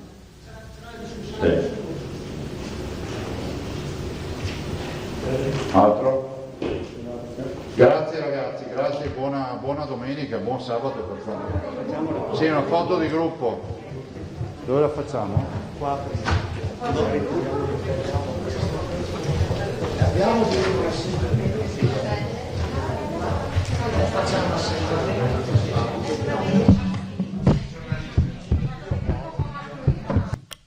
Allora, questa è la fase finale della presentazione della nuova giunta del Veneto, abbiamo tutti i nomi, quasi tutte riconferme, una sola novità politiche non ce ne sono state, adesso vedremo la foto di rito per Luca Zaia e i suoi assessori.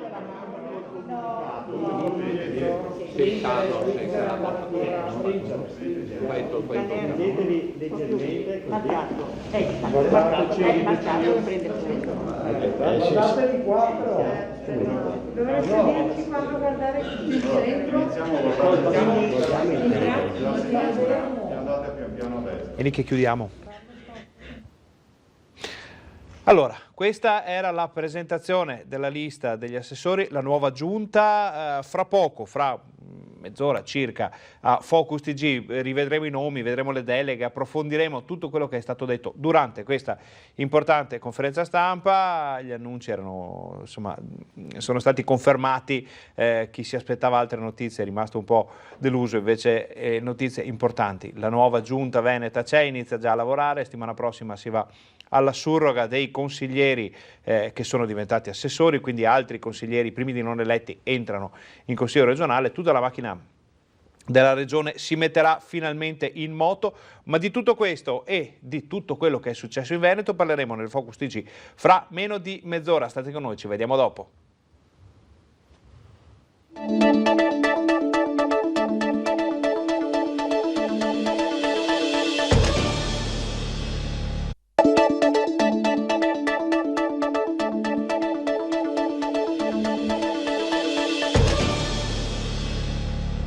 Buongiorno, bentornati al nostro Focus TG, bentornati perché abbiamo avuto una lunga diretta questa mattina con il Focus TG appunto in collegamento da Venezia, da Palazzo Balbi, dove il Presidente della Regione Luca Zaia ha ufficializzato la lista degli assessori. Abbiamo una nuova giunta regionale in Veneto, andremo subito a vedere i nomi. Allora, siamo in diretta anche su Facebook, siamo in diretta anche sulla pagina reteveneta.it per fare in modo di fornire più possibile le informazioni che passano qui nel nostro Focus TG dalle 12 alle 13, collegamenti con i nostri giornalisti, notizie di attualità politica, parleremo anche di coronavirus, parleremo un po' di tutto quello che succede in Veneto per informarvi di quello che accade nella nostra regione. E partiamo dalla giunta appena ufficializzata. Allora, ieri sera è arrivata la comunicazione di un'importante riunione con la stampa questa mattina a Palazzo Balbi.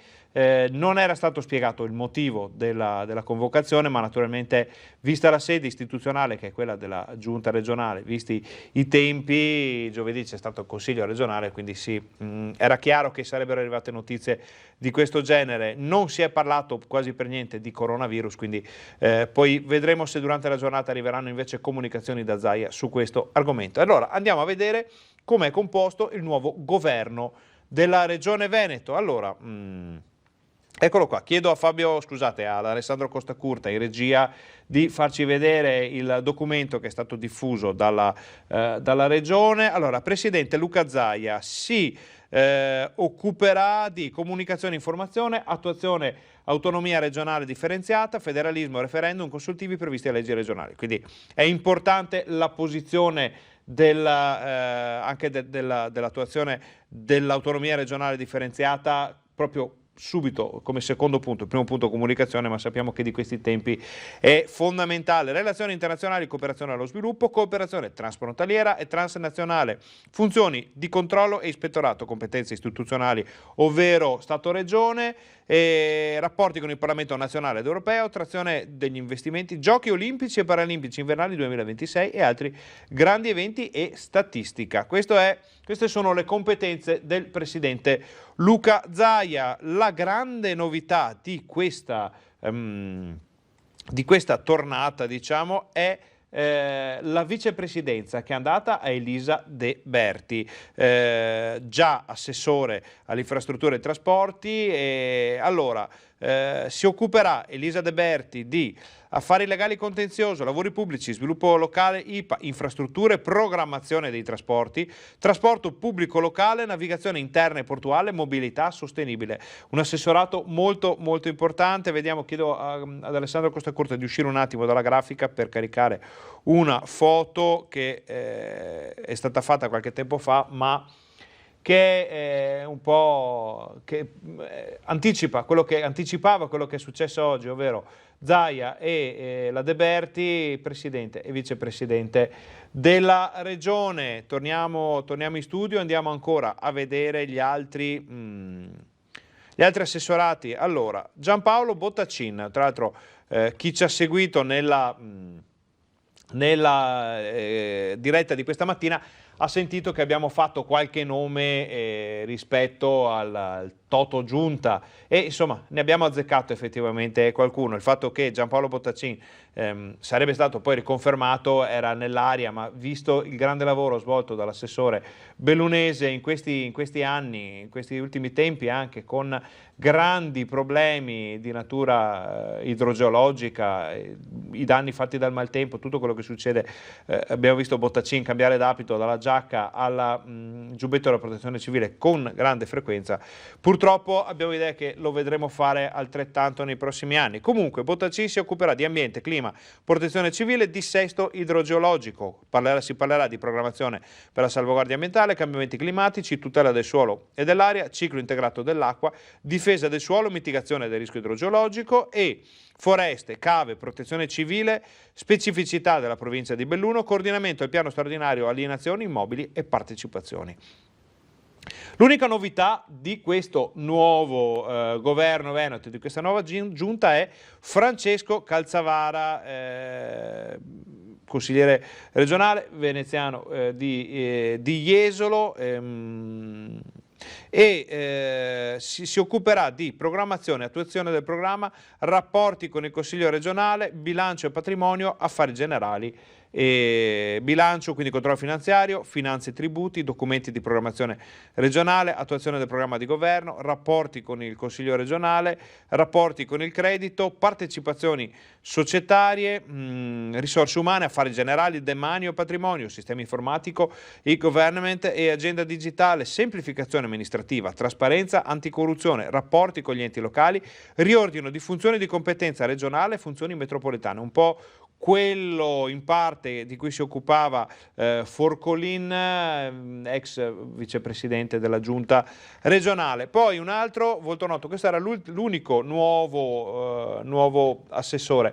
Un altro volto noto è quello di Federico Caner, assessore uscente al turismo. L'abbiamo intervistato molte volte anche qui noi durante anche durante il lockdown, durante le dirette con cui abbiamo parlato della situazione in Veneto. Il turismo è uno dei grandi pilastri dell'economia veneta e che ha subito una botta notevole dall'emergenza coronavirus e che andrà ripristinato, andrà riportato in auge, perché sappiamo che il Veneto è la regione turistica più importante d'Italia, visti i numeri che la sola Venezia riesce a raggranellare con il turismo estero, che in questo momento purtroppo, vista la situazione internazionale, sta languendo. Comunque, fondi Unione Europea, turismo, agricoltura, commercio estero. Caner assorbe anche l'assessorato che era di PAN, quello all'agricoltura, e si occuperà di partecipazione alle conferenze istituzionali in supporto al Presidente, programmazione, programmi FERS, programma Italia-Croazia, turismo, trasporti a fune, commercio estero, internazionalizzazione, economia e sviluppo montano, attività promozionali, politiche dell'agricoltura e della zootecnia. Questo era Caner. Vediamo, abbiamo dimenticato una parte di Caner, sono la seconda parte di questo foglio, di questa nota che ci è arrivata: politica agricola, piano di sviluppo rurale, programma comunitario leader, fitosanitario, produzione ambientale, vegetali e bonifica. Quindi i temi dell'agricoltura non sono solo dell'agricoltura, sono soprattutto degli investimenti, dei programmi comunitari, dei programmi a lungo termine, quindi avrà le sue belle gatte da pelare anche Federico Caner. Poi confermato un altro dei pilastri della giunta di Zaia, il rodigino Cristiano Corazzari: territorio, cultura, sicurezza, flussi migratori, caccia e pesca. Quindi pianificazione territoriale, beni ambientali, culturali, tutela del paesaggio, parchi e aree protette, caccia, pesca e acquacoltura, polizia locale, cultura, spettacolo e sport, edilizia sportiva, edilizia di culto, edilizia residenziale, identità veneta, flussi migratori, diritti umani, minoranze linguistiche. Un assessorato piuttosto variegato quello di Cristiano Corazzari. E ora veniamo a un'altra faccia molto nota, intervistata da noi di Rete Veneta solo qualche ora fa, quella di Elena Donazzan. Qui va aperta una parentesi, chiedo a Alessandro Costacurta di tornare in studio perché dobbiamo spiegare un po' quello che è successo. Allora, durante la prima seduta del Consiglio regionale del Veneto, il presidente uscente è stato confermato, Roberto Ciambetti, con 37 voti favorevoli e 14 schede bianche. Queste schede bianche arrivavano in parte probabilmente dall'opposizione e dalla minoranza, ma c'erano anche le schede bianche dei consiglieri regionali di Fratelli d'Italia, perché il partito di Giorgia Meloni aveva deciso di manifestare il proprio dissenso dal fatto di non aver ricevuto cariche politiche all'interno dell'ufficio di presidenza, all'interno della struttura organizzativa, diciamo, del Consiglio Veneto, e aveva manifestato facendo scheda bianca, quindi scheda nulla, durante l'elezione, la nomina di Roberto Ciambetti. Era stata confermata questa volontà con un comunicato stampa dopo il Consiglio del Veneto. Sembrava che ci fossero tensioni molto forti, uno strappo subito nell'apertura di questa nuova legislatura, uno strappo che comunque secondo i più avrebbe portato a poco, perché in ogni caso i numeri della maggioranza, anche con un Fratelli d'Italia un po' indeciso, avrebbero comunque concesso alla maggioranza di Zaia di governare senza problemi. Lo strappo è stato ricucito. Ieri sera noi in anteprima abbiamo avuto un'intervista di Elena Donazzan che ha detto: ricuciamo questo strappo per il bene di tutti. Lo strappo è stato ricucito, tanto che Elena Donazzan è di nuovo assessore. Allora, si occuperà di istruzione, formazione, lavoro, pari opportunità, quindi politiche dell'istruzione, diritto allo studio, scuole paritarie, edilizia scolastica, programmazione della formazione professionale, programmi comunitari, politiche per il lavoro, pari opportunità, università e ricerca fondamentale con riferimento ai rapporti con le università venete e gli istituti di ricerca nazionali e regionali, accordi di programma ai sensi del MISE 1 aprile 2015. Altro nome molto noto in Veneto, sia per quello che ha fatto durante l'emergenza coronavirus, sia insomma qui in zona Rete Veneta, in zona bassanese, pedemontana, vicentina in generale, è molto, molto conosciuta, e lo conferma anche il numero di voti che ha raccolto, di preferenze personali che ha raccolto nell'ultima tornata regionale. Manuela Lanzarin, assessore uscente alla sanità, si occuperà di sanità, servizi sociali, programmazione socio-sanitaria, quindi programmazione sanitaria, tutela della salute, igiene pubblica, programmazione edilizia a finalità collettive, all'attuazione della legge dell'88, sicurezza alimentare, servizi veterinari, poi programmazione, interventi a favore della famiglia, dei minori, dei giovani, degli anziani e portatori di handicap, non autosufficienza, disabilità, violenza di genere, nidi e servizi innovativi, settore del no profit, rapporti con istituzioni di assistenza e riforma del settore. Questo era l'assessorato di Manuela Lanzarin, e chiudiamo con l'assessorato di Roberto Marcato, il cosiddetto, lui stesso si definisce il bulldog della Lega, aveva la delega allo sviluppo economico, ha avuto ancora la delega allo sviluppo economico, energia, legge speciale per Venezia, quindi artigianato, commercio, acque minerali, piccole e medie imprese, industria, fiere mercati, distretti, ricerca e innovazione, imprenditoria giovanile e femminile, energia per le filiere, tutela del consumatore, sviluppo banda larga, riconversione polo industriale emergere, legge speciale per Venezia. Non un assessorato da poco, neanche quello di Roberto Marcato, visto il disastro che il coronavirus lascerà alle proprie spalle una volta che sarà finita questa terribile situazione che stiamo vivendo da mesi. Artigianato, commercio, piccole e medie imprese, industria sono tutti settori che avranno bisogno da una parte di aiuti, da una parte anche di infrastrutture. Le infrastrutture digitali, ne avevamo parlato proprio con Roberto Marcato nell'ultima intervista che gli abbiamo fatto, mancano le infrastrutture digitali, la banda larga ha bisogno di essere implementata in Veneto, c'è chi dice facciamo correre anche i dati e non solo le merci, e questo sarà fondamentale. Quindi questa è la squadra, la nuova squadra di Luca Zaia, già subito al lavoro. Per quanto riguarda le surroghe dei consiglieri, perché quelli che erano consiglieri, ovvero tutti i nuovi assessori, dovranno lasciare il proprio posto in consiglio regionale, verranno sostituiti dai primi dei non eletti. Non abbiamo in questo momento la lista completa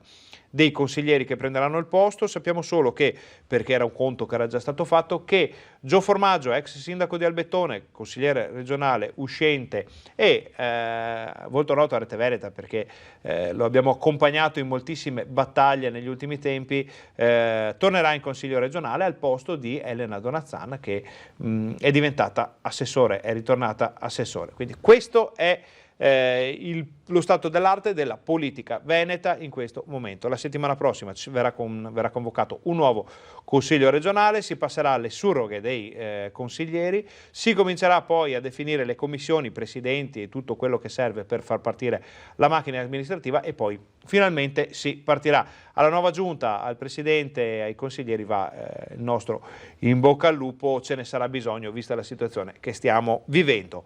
Detto questo, chiudiamo la prima parte della nostra informazione, chiudiamo il capitolo politico-amministrativo, facciamo una breve pausa pubblicitaria e poi cominciamo a parlare di coronavirus. State con noi.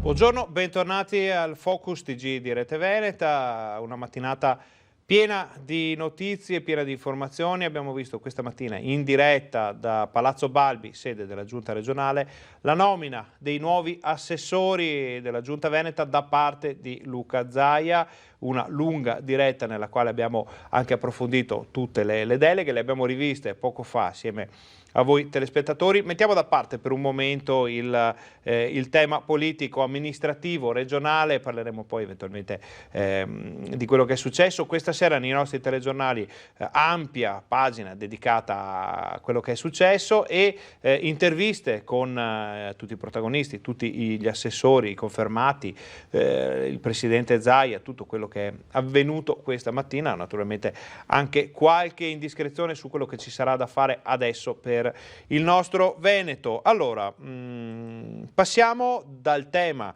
politico all'altro tema caldo del momento, il tema del coronavirus. L'emergenza non si ferma, l'emergenza non rallenta, anzi dai dati che riceviamo sembra esserci un cambiamento, un po' quasi un'accelerazione. Li vediamo insieme. Allora, questo è, vedete, il bollettino che ci è arrivato questa mattina dall'azienda Zero della Regione del Veneto. Lo ingrandiamo in modo da poter vedere i dati perché vanno assolutamente visti. Allora, totale casi positivi in più rispetto all'ultima rilevazione che era quella di ieri sera, sono 520 casi in più.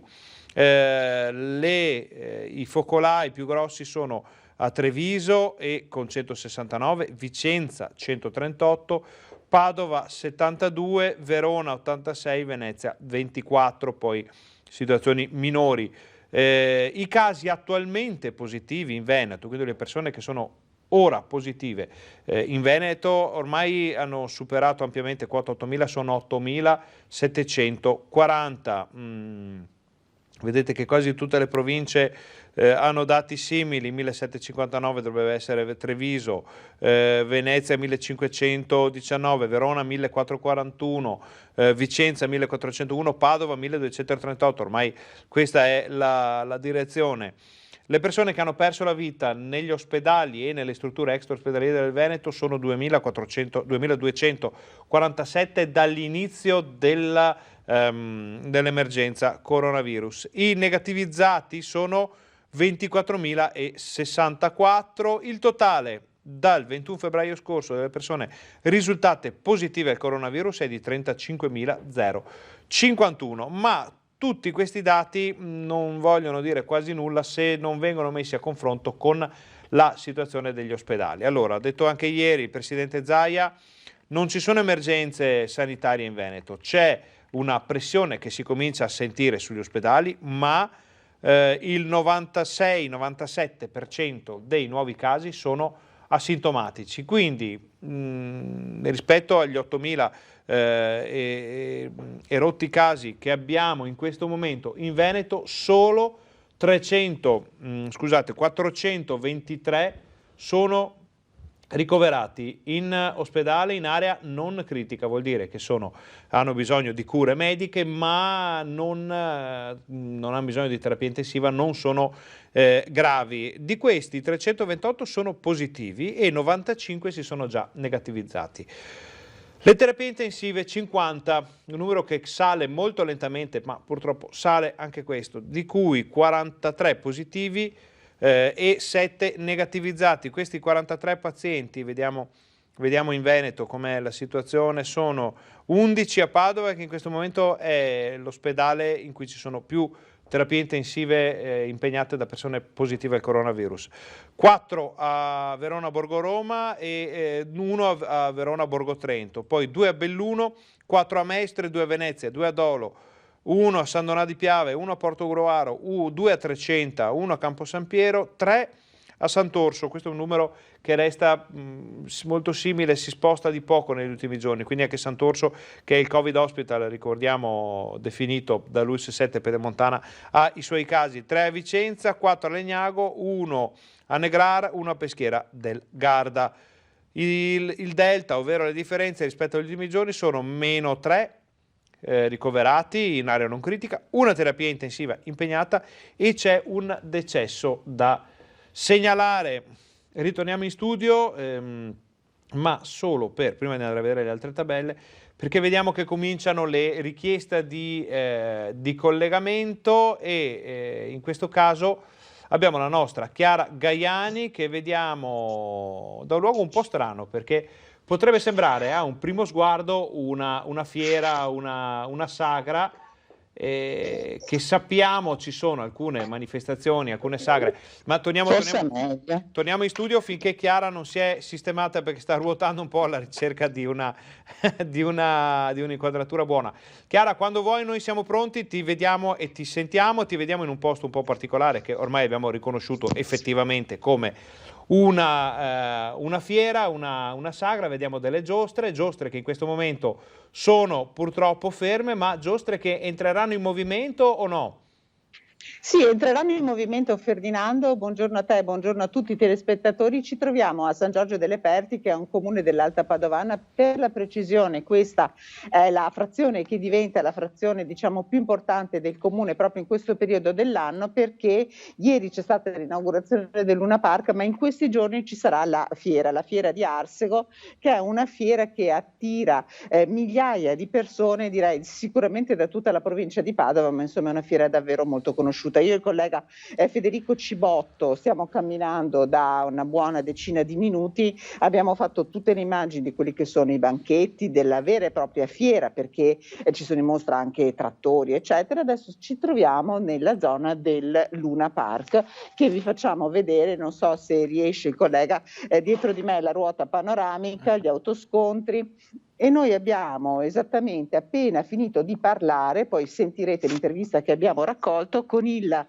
titolare di questa attrazione che è alle mie spalle, che è il Polipo, che ci raccontava che questa è la prima fiera che farà dal 22 di febbraio. Quindi stiamo parlando insomma di una situazione davvero anche molto importante, molto problematica per tutte le persone che con le giostre, con le attrazioni vivono, mantengono una famiglia. Questo signore con cui abbiamo parlato è di Spresiano, ci ha raccontato che è riuscito a lavorare a Caorle al mare quest'estate, ma questa è la prima fiera che appunto fa quest'anno, e tutte le altre che aveva in programma nel periodo storico anche delle fiere dei nostri comuni tra ottobre e novembre invece sono già state annullate, una per tutti, e tu la conoscerai bene Ferdinando, la fiera di Monselice dei Santi, che è stata annullata, così come, e lo abbiamo raccontato nei nostri telegiornali ieri, la Fiera Franca di Cittadella.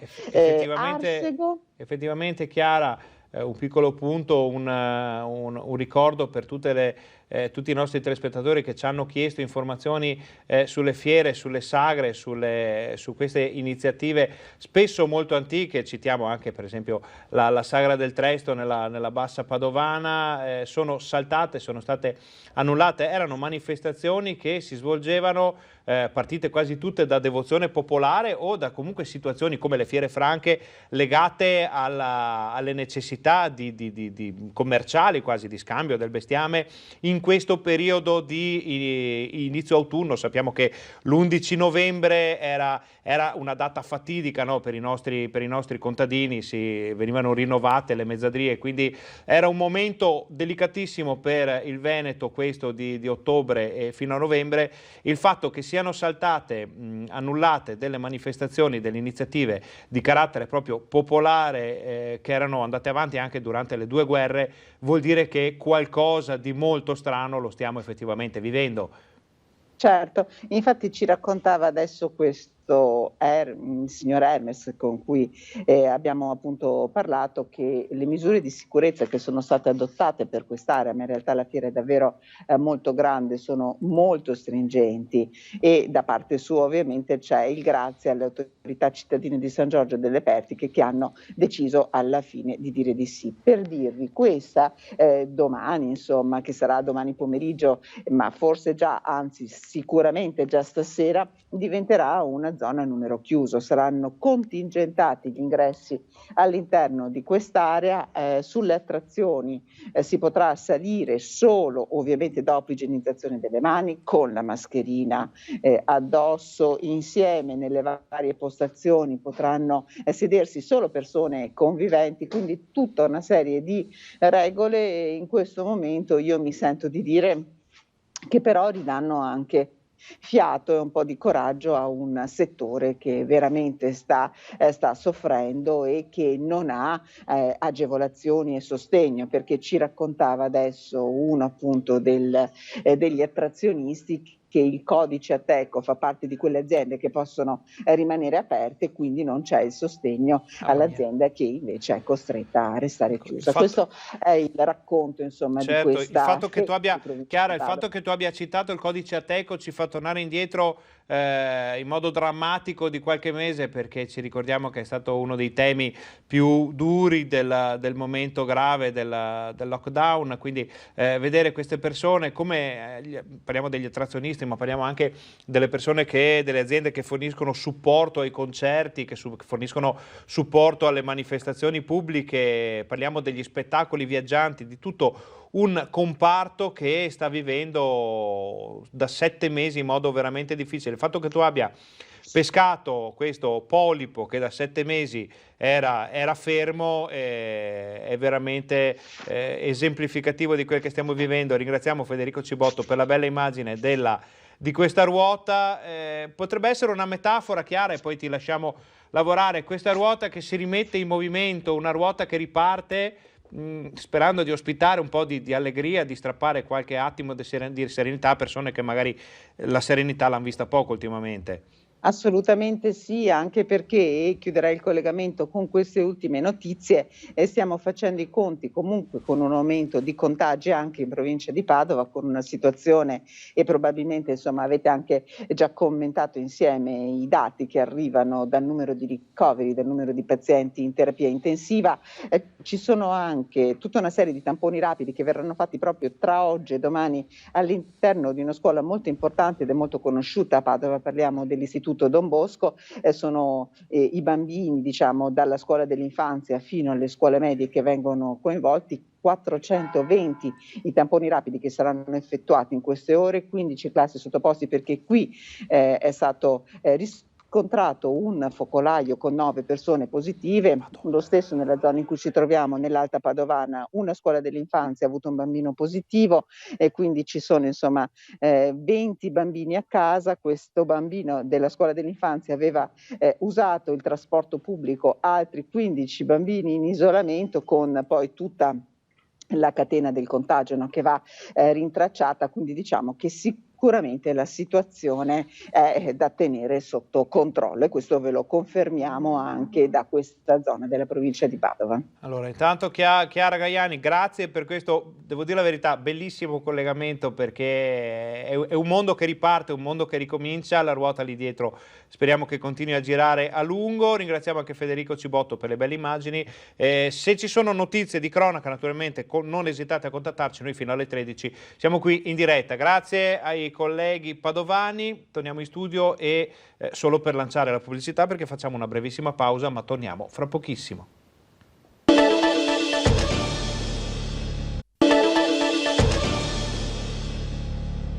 Buongiorno, bentornati al nostro Focus TG, un sabato decisamente importante. È stata varata questa mattina la nuova giunta di Luca Zaia. Abbiamo appena visto i nomi e le deleghe, poi magari li rivediamo prima della fine del nostro telegiornale per chi si fosse messo all'ascolto solo in questo momento. Abbiamo sentito le notizie dalla nostra regione. Abbiamo visto anche una cosa un po' particolare, ovvero una fiera, un'antica fiera che quest'anno si terrà, mentre quasi molte altre sono state cancellate. La nostra Chiara Gaiani ci ha fatto vedere le fiere e la fiera di Arsego, e ci ha confermato che ci sono attrazionisti, ovvero persone che vivono portando le loro giostre nelle varie fiere, nelle varie sagre del Veneto e d'Italia in generale, che è la prima manifestazione alla quale partecipa dal 21 febbraio scorso. Sono 7 mesi che questo settore non vede un euro e non hanno nemmeno potuto accedere a ammortizzatori sociali o ricevere fondi, perché il loro codice Ateco non è fra quelli che sono stati bloccati durante il coronavirus. E quindi vedere quella ruota panoramica che ripartiva è un po'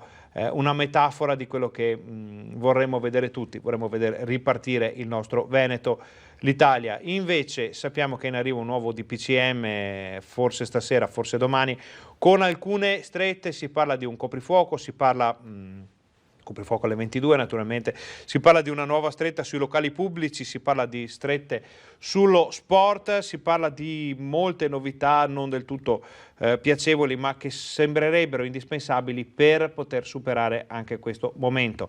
Abbiamo visto i dati in Veneto, sono non allarmanti perché non lo sono, però cominciano a dare qualche preoccupazione. 520 nuovi casi fra ieri e oggi sono quelli ufficializzati dall'azienda Zero della Regione del Veneto, più di 8.000 persone positive in questo momento il Veneto. Ci sono forse delle scelte da fare. Vediamo anche la tabella delle persone in isolamento domiciliare. Allora, 14.251 sono le persone attualmente in isolamento domiciliare in Veneto.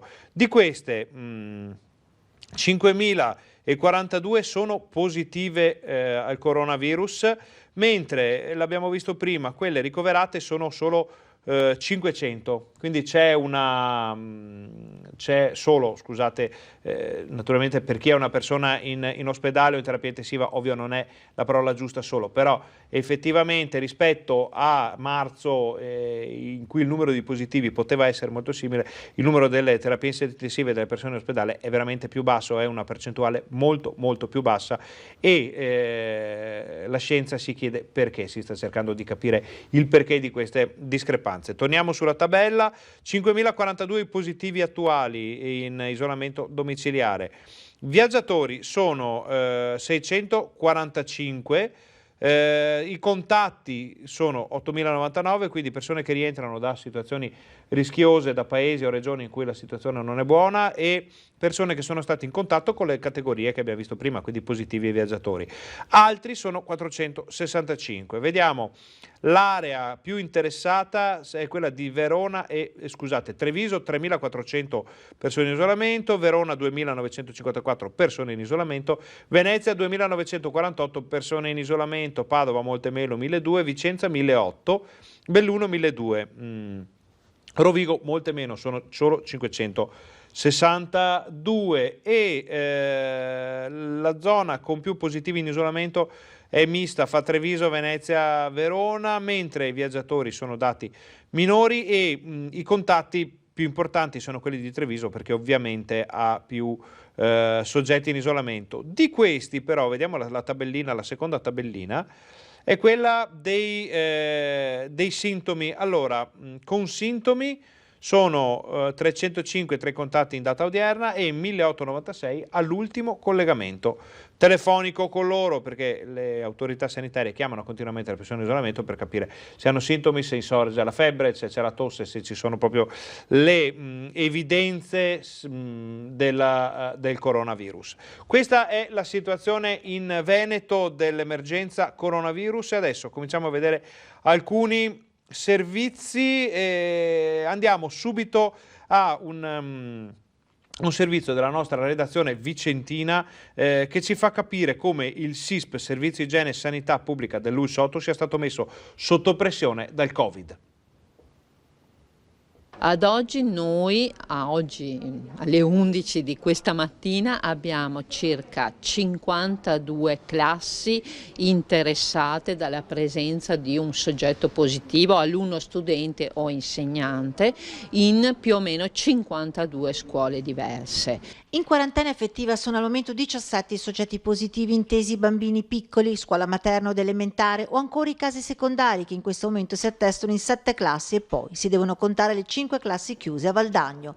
L'emergenza oggi nel territorio vicentino è la gestione del tema positività a scuola, in particolare l'aspetto organizzativo di rapporto con le istituzioni scolastiche. Sta molto lavorando anche la cosiddetta volante scuole, ne abbiamo un'unità fissa e una che installiamo a bisogno, ma abbiamo appunto possibilità di fare i tamponi rapidi in classe, quindi impattando meno anche dal punto di vista organizzativo per le famiglie e per le scuole, più o meno 5-6 scuole ogni giorno. Poi c'è il tema sociale, i giovani, la movida, il venir meno del rispetto del distanziamento sociale, della mascherina. Quando viene intercettato un positivo diventa particolarmente complicata l'indagine epidemiologica, ovvero il cosiddetto contact tracing. Uno studente inserito in una vita sociale normale ci porta almeno 15-20 persone. Tantissime infine le richieste di tampone, il centralino dell'Uslotto, 5-6 linee in funzione, squilla in continuazione, una situazione in continua evoluzione anche dovuta al cambio delle normative che vede per esempio paesi uscire ed entrare nella blacklist, ma si continua a viaggiare anche se non per diletto. Viaggia in questo momento soprattutto per lavoro, per cui noi abbiamo tante chiamate, tanti rapporti con le ditte che appunto dal nord-est vicentino inviano, in questo momento soprattutto. E sul tema delle scuole, avete sentito, il SISP dice che uno studente delle superiori che che si trova a essere positivo o che deve avere una ricostruzione del contact tracing attorno a lui, ovvero delle persone che sono venute in contatto e che potrebbero essere a rischio, porta addirittura fino a 16-17 persone.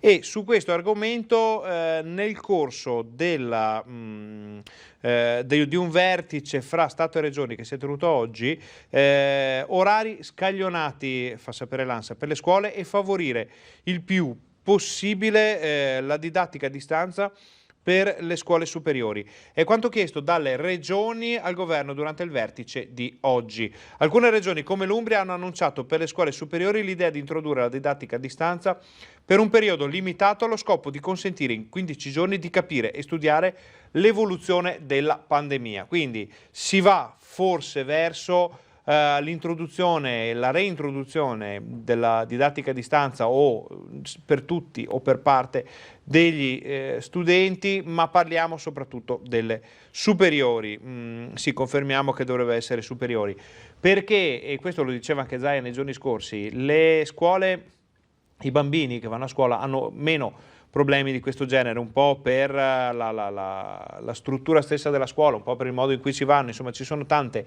dinamiche che portano i bambini a essere meno a rischio rispetto ai ragazzi delle superiori, quindi anche questa è una cosa che potrebbe succedere nei prossimi giorni. Lo spettro della chiusura delle scuole spaventa moltissime famiglie, abbiamo visto quello che è successo nei mesi scorsi. Non sappiamo davvero cosa succederà, bisognerà aspettare il DPCM, bisognerà aspettare eventuali ordinanze da parte delle regioni che potrebbero arrivare già nei prossimi giorni. Adesso noi facciamo l'ultima breve pausa di questo nostro Focus TG, ma state con noi perché torniamo fra pochissimo.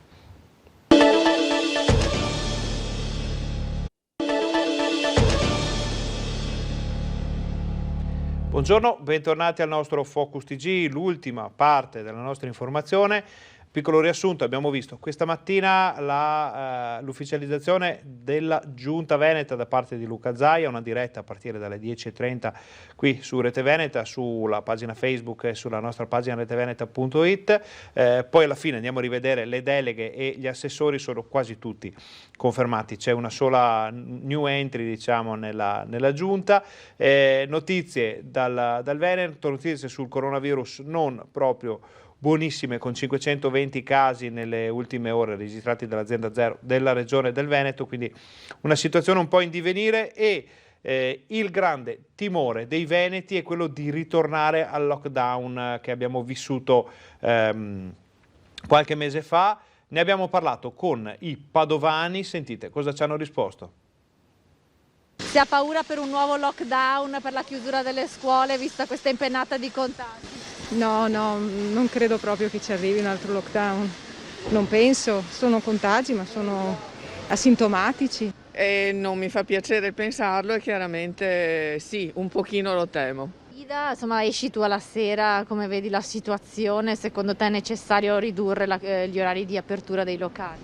Sì, allora più che altro ridurre gli orari di apertura, forse convincere i ragazzi a non incontrarsi in troppi gruppi oppure a magari tenersi da mangiare, poi rimettersi la mascherina subito e non tenersela.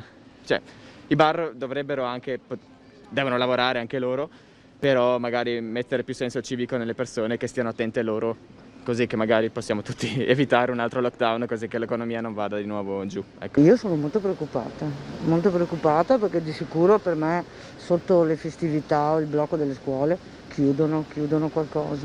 Più che timore, non so, spero che prendano le precauzioni giuste perché è una cosa seria secondo me, quindi se bisogna stare a casa un po' di più per il bene di tutti meglio così. Non penso che sia facile stare sempre a distanza e tutto, cioè capisco le persone che a volte fanno assembramenti, sarebbe meglio di no, però non è così semplice. Secondo te sarebbe da chiudere i locali prima, insomma, ulteriori restrizioni alla mobilità? Penso che sia una scelta molto difficile in realtà, non è così semplice come decisione. Non ho paura, ma spero che non ci sia. Ha paura per la chiusura delle scuole, se ha figli? Il termine paura non è quello giusto, però avendo i figli spero che la loro istruzione possa essere normale e regolare. Allora, queste erano le paure dei padovani riguardo al lockdown e vediamo che il nostro Mirko Cavallin è nella stazione degli autobus di Bassano. Abbiamo parlato prima di difficoltà per il trasporto pubblico locale. Almeno Mirko ci confermi se tu e Rocche, Cristian Allende siete alla stazione dei bus.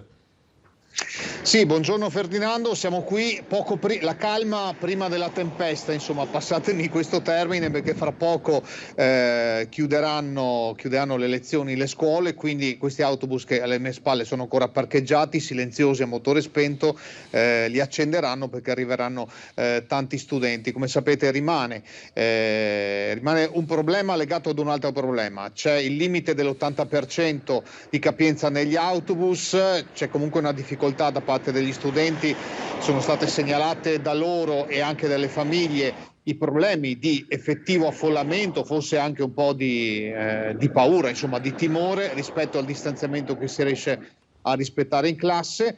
C'è un problema di orari scolastici che ancora non sono in molte scuole definitivi, quindi gli orari e le uscite da scuola non sono ancora, diciamo, a regime. Oggi è il 17 ottobre, è passato più di un mese, siamo alla quinta settimana di lezione, ma molte scuole ancora per assenza di tanti insegnanti non hanno l'orario scolastico, quindi il sistema non è a regime. Di questo si è parlato ieri appunto al centro studi con una conferenza stampa che abbiamo seguito. Ne abbiamo parlato poco fa anche con l'assessore Zonta, che per quanto riguarda il comune di Bassano è competente per quanto riguarda i trasporti. Ovviamente qui non parliamo solo di trasporto locale bassanese, ma di un'area vasta, perché tantissime delle migliaia di studenti che studiano a Bassano non sono di Bassano, vengono da fuori, ci arrivano appunto con i mezzi pubblici, qualcuno anche col treno. Qui c'è appunto anche la stazione ferroviaria alla mia sinistra. È un problema che probabilmente rimarrà ancora speriamo per poche settimane, finché non si troveranno risorse aggiuntive. Qualche autobus è stato aggiunto dalle aziende che hanno il trasporto extraurbano in gestione tramite dei fondi che sono rimasti, sono arrivati dal governo e poi girati appunto alle regioni, ma coprono purtroppo una quantità minima. Quello che tra poco vedremo, abbiamo già visto, ma lo documenteremo per il TG di stasera, saranno appunto gli affollamenti e alla fermata, e poi probabilmente, nonostante il senso civico dei nostri ragazzi, le difficoltà appunto a restare distanziati all'interno degli autobus. Effettivamente, Mirko, quello che segnalano moltissime persone, ma anche le autorità sanitarie, è il fatto che durante le lezioni, durante la vita a scuola, i ragazzi possono fare quello che vogliono per tutelarsi, quindi l'uso delle mascherine, il distanziamento, la sanificazione delle mani con il gel. Poi finisce la scuola, suona la campanella e si ritrovano tutti ammassati dentro un autobus per un quarto d'ora, mezz'ora, anche un'ora, perché ci sono alcuni giovani che vengono un po' da lontano per seguire le lezioni, e quindi viene vanificato tutto lo sforzo che i ragazzi e le famiglie fanno durante la giornata per evitare il contagio da coronavirus. Sì, questo è uno dei problemi, lo ripetono anche gli esperti dal CTS in giù a livello governativo, che il virus non sta girando nelle scuole ci arriva da fuori, quindi o probabilmente con questi ammassamenti, oppure nella normale vita sociale, che è ad esempio la vita delle attività sportive, lì dove si possono svolgere secondo certe regole, oppure semplicemente nella vita sociale, nei locali, su cui sappiamo però c'è già da qualche giorno una stretta per quanto riguarda gli orari e le consumazioni non al tavolo. Molto bene, Mirko. Abbiamo altre notizie da Bassano in questo momento? Allora, è stata inaugurata, diciamo, ufficialmente, vi proporremo le immagini stasera, una rotatoria che in realtà era operativa già da tempo. La rotatoria è l'incrocio tra Viale Vicenza e Via Foggia, per capirci, siamo nella zona appunto verso la strada che da Bassano porta poi verso Vicenza. Il taglio del nastro è stato fatto ufficialmente stamattina, dopo che in realtà la rotatoria era operativa già da tempo, però l'amministrazione ci teneva ad un momento ufficiale, insomma, visto che sono stati spesi circa 250.000 euro, tutti di risorse del comune. Allora, Mirko, noi vediamo che c'è un po' di movimento dietro di te, quindi ti lasciamo andare a sentire magari i ragazzi e a filmare qualche situazione che poi mostreremo nel nostro TG di questa sera. Grazie, buon lavoro anche a Cristian Rocheiende. Ci vediamo poi quando tornerete in redazione per fare il punto. Buona giornata, a più tardi.